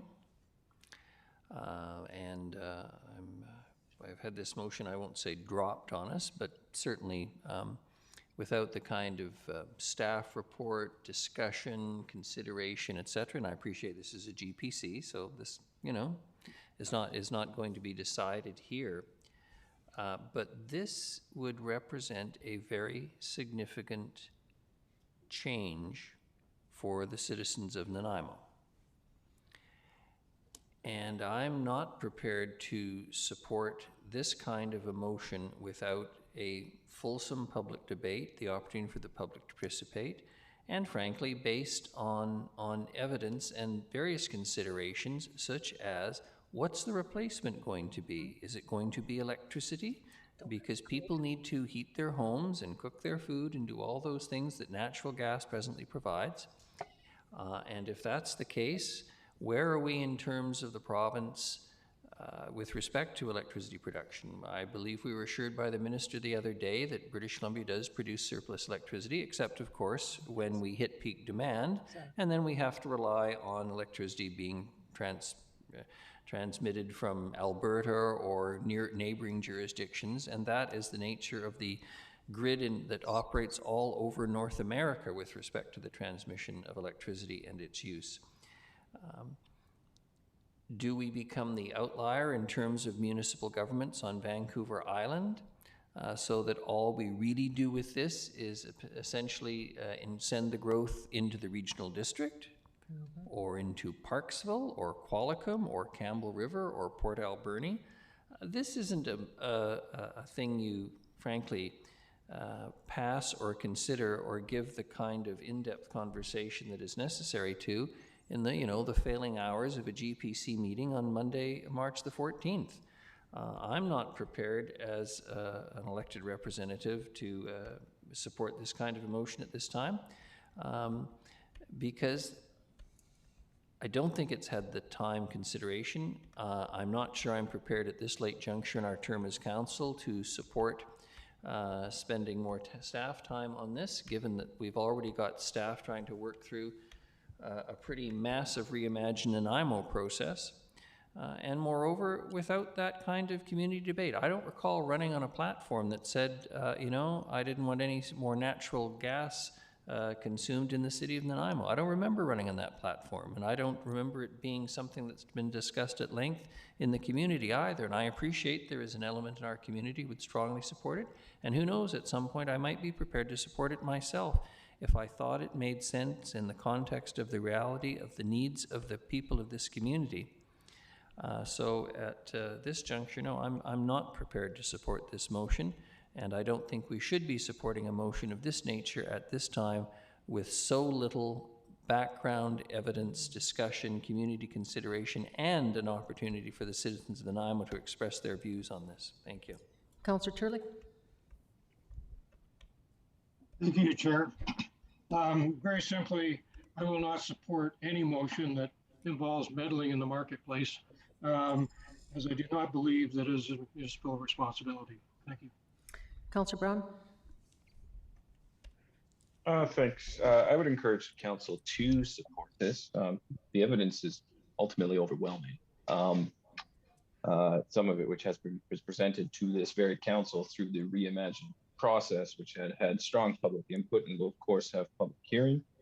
You know, I think some of these arguments are a little bit straw man in the sense that they point to reasons not to do this. You know, there's lots of things that we didn't campaign on, but there's, you know, as elected leaders, you have the responsibility to weigh the evidence and do what you think is best for the public. So, you know, there's no question in my mind that we have a clean back end in British Columbia, that there's more than viable options for replacements in a lot of residential applications.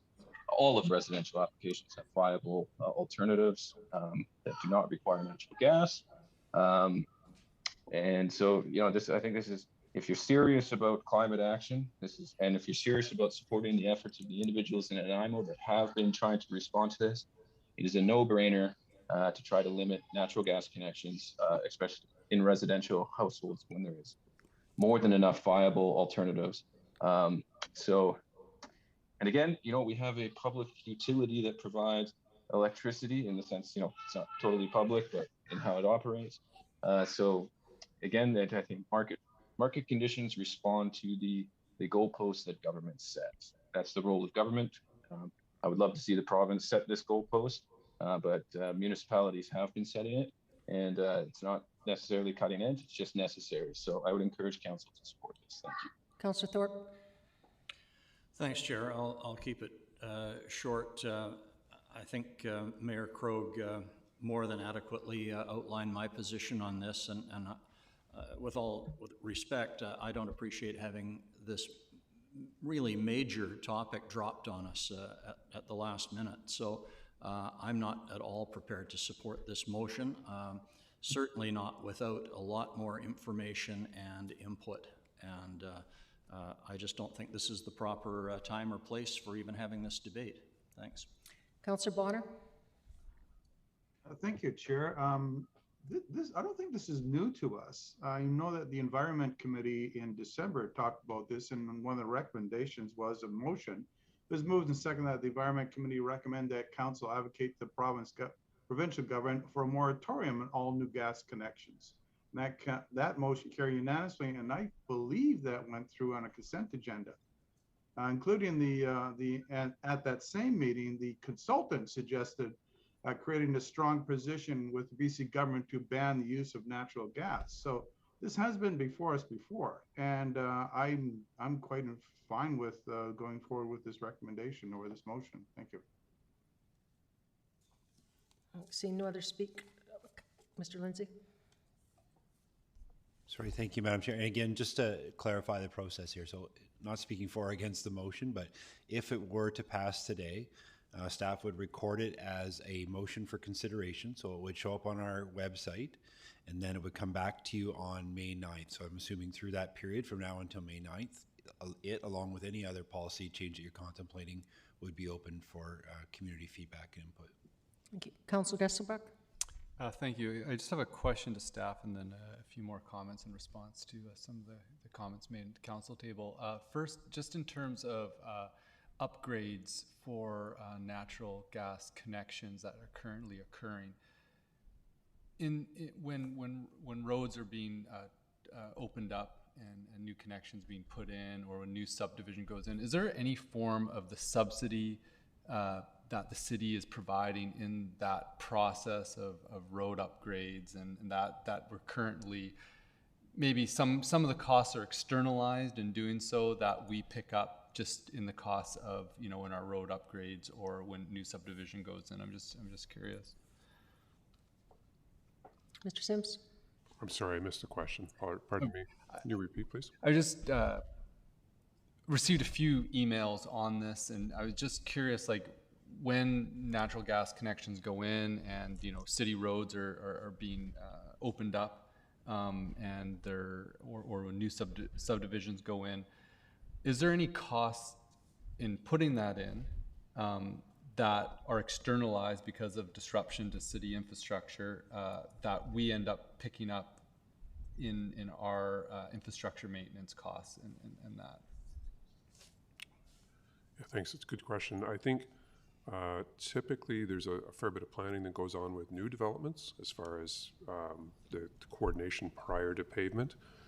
In existing areas, there are some occasions where there's disruption to pavement. Oftentimes the gas company will try to avoid those disruptions, avoid cutting our pavements. But we do take security, and we've got I would call it a special standard for resurfacing, repaving to minimize our future impacts. So it's just in the way it's paved. So the quick answer is, if there's externalized or deferred cost for the municipality, it would be relatively minor. Okay, thanks. I just had a question. I was curious on that. You know, back to the motion. I think, as Councillor Bonner put out, there has been quite extensive amount of information through the Environment Committee from the consultant, just talking about the role of natural gas has on our greenhouse gas emissions. I think that numerous councillors here campaigned on very clearly about taking responsibility for our natural gas emissions, and if we are going to do that, you know, one of the main sources is from this, and there's no way around denying that.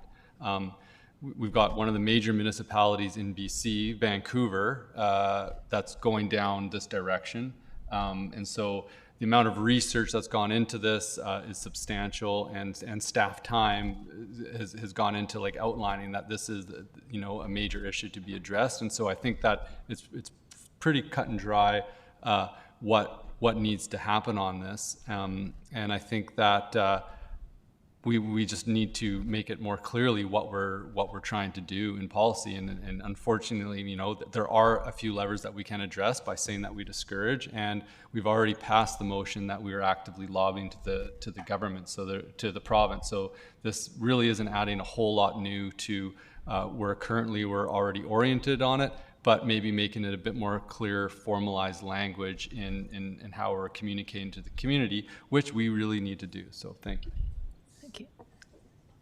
See no other speakers. I'll be opposed for the reasons expressed by Mayor Krogh. Secondly, you know, I read a lot. As you know, I'm on Facebook a lot, and I see all the comments about people not being able to afford their electric bills because they've gone up so much. I talked to somebody today that was $500 for a month. So that's a big issue. Secondly, I've lived in the East Coast. I've lived in the prairies, and having gone through multiple blackouts for 3-4 days and not being able to heat your house if you lose electric is a concern. It's not as big a concern out here because we don't get that cold. I know that there was a lot of heat pumps that went under during our cold spell, so we're not there yet. So I would like a lot more information as what's to replace it. Another issue I have is that the grid went down in the summer because of the air conditioners, and that's not without all our new growth. So I don't think we're there yet until we find what can replace it. It's, for me, one of it is it's the cost factor that really helps those people that are on limited incomes, because once you go to electric, it's extremely expensive. And it's only going to go up as more and more of us move towards that direction. I think that's the way of the future, but I don't think we're there yet. I think we need to build on you know, the different solars and stuff like that. So for me, at this point in time, I agree with the mayor. I think that's something that the public should be involved in, and if we were to do it, I believe it needs to go to public hearing. Thank you. So seeing no other speakers, we'll call the question. All in favor? Councillor Turley, you want to speak?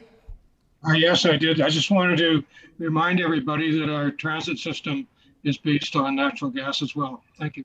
Thank you. Okay. Call the question. All in favor? Councillor Geselbrecht, Hemmens, Bonner, and Brown. Opposed? Krog, Martman, Armstrong, Turley, and Thorpe. Motion fails. We'll move on to the next one. I think it's action plan sample next.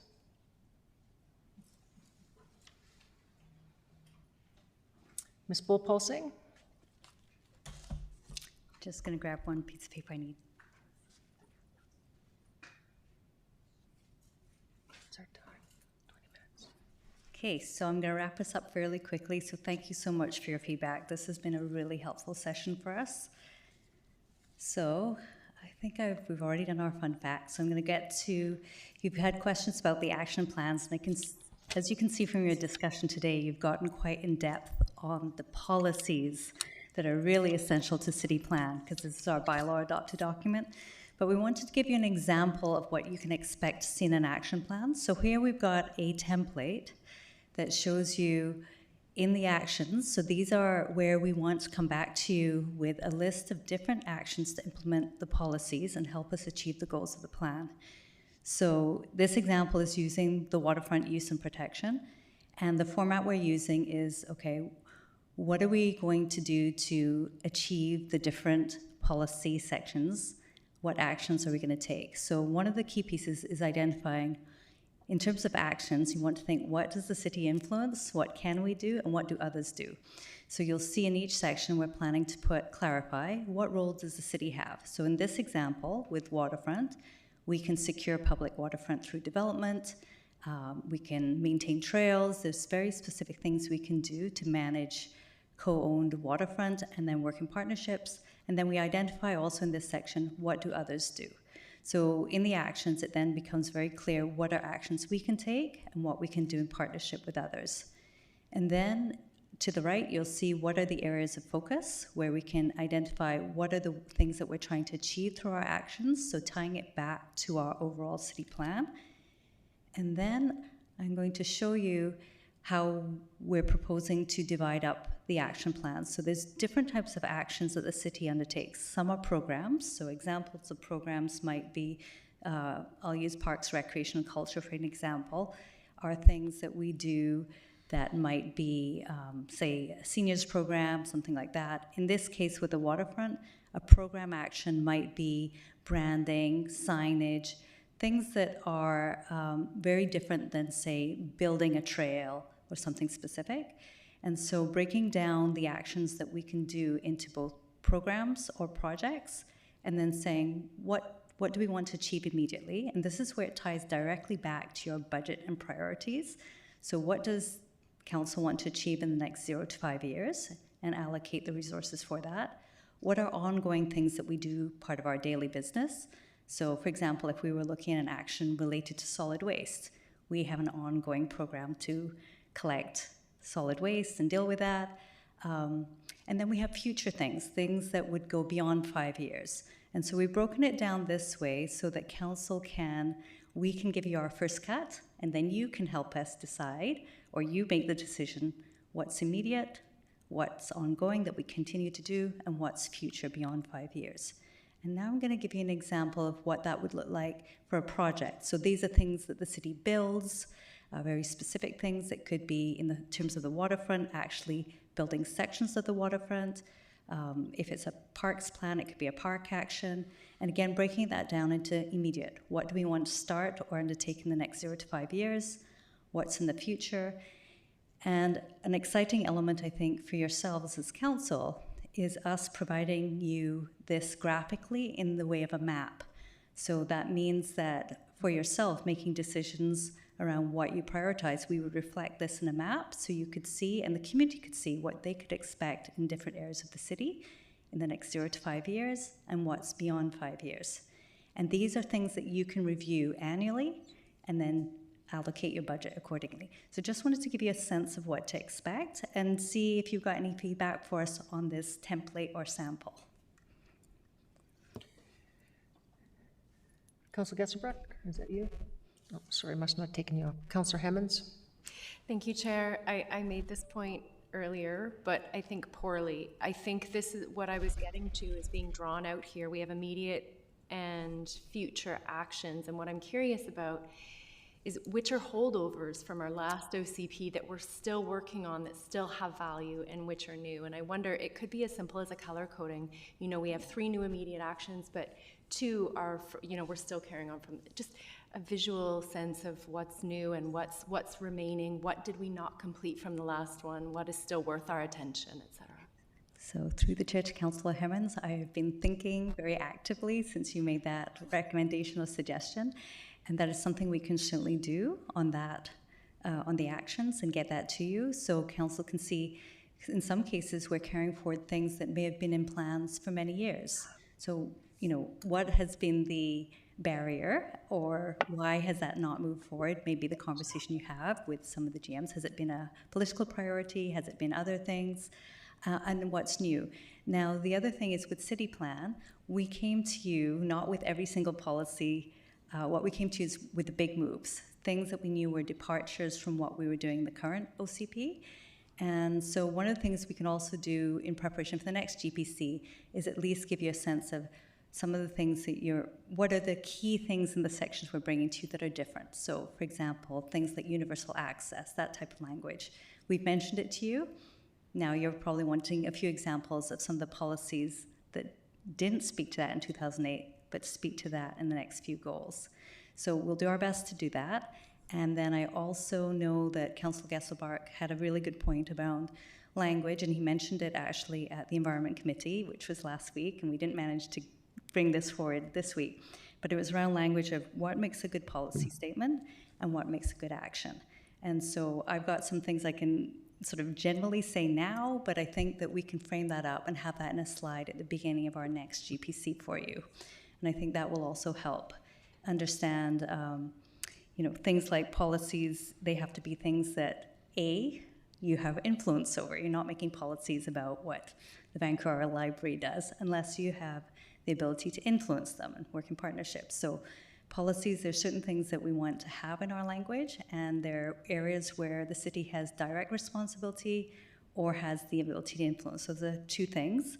But what Councillor Gesselbrook is looking for is a good example of what's a good policy wording, and that can be very subjective. So what we've done is we've pulled together existing policies and new, and the language does vary because we are, you know, working across many different departments, but we'll try and come back to you with an example, and I think that may help you. And you've also given us direction today on language around words like encourage and support, and that's one of the things about having policy that I will mention is making sure that it's adaptable, so that you're writing policy to achieve a specific outcome, but should the circumstances change, like the government comes up with funding for something new, that you haven't tied yourself into a very specific type of policy that precludes you from supporting going after something that might get you further to what you want. So it is a balance.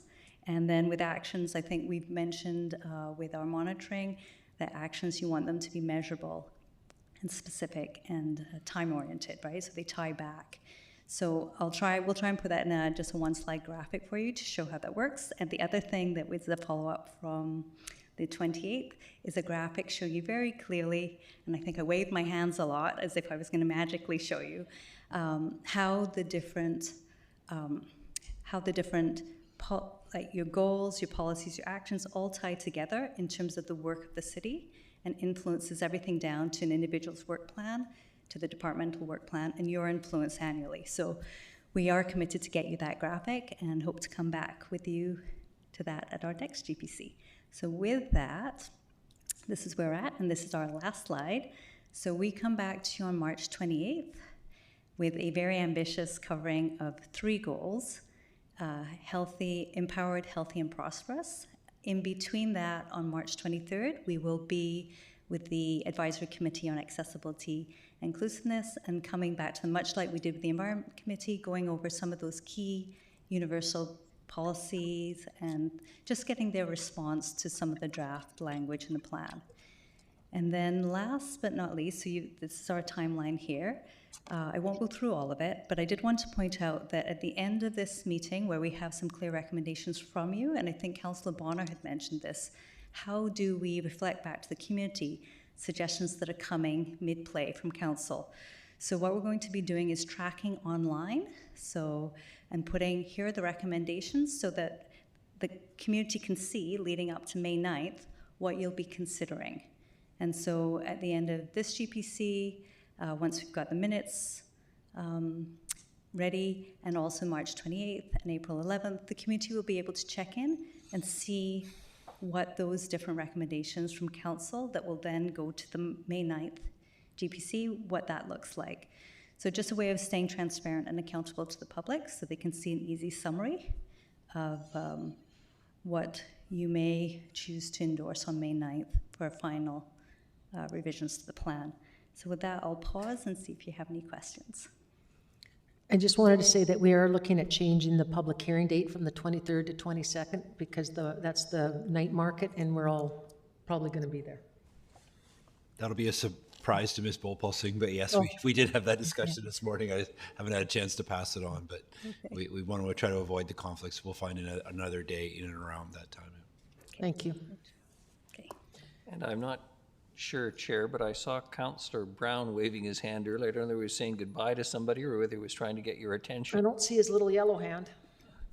I only see sorry, I thought Ms. Bolpulsing was referencing a slide or something. All my screen shows me is Councillor Turley. So, Councillor Bonner. Thank you, Chair, and I want to thank staff for the meeting today. I think we got a lot done. I'd like to take this opportunity at this time, if I may, to thank the members of the Environment Committee. And I don't know if everybody on Council knows this, but they spent a lot of time on their recommendations, meetings after meetings after meetings.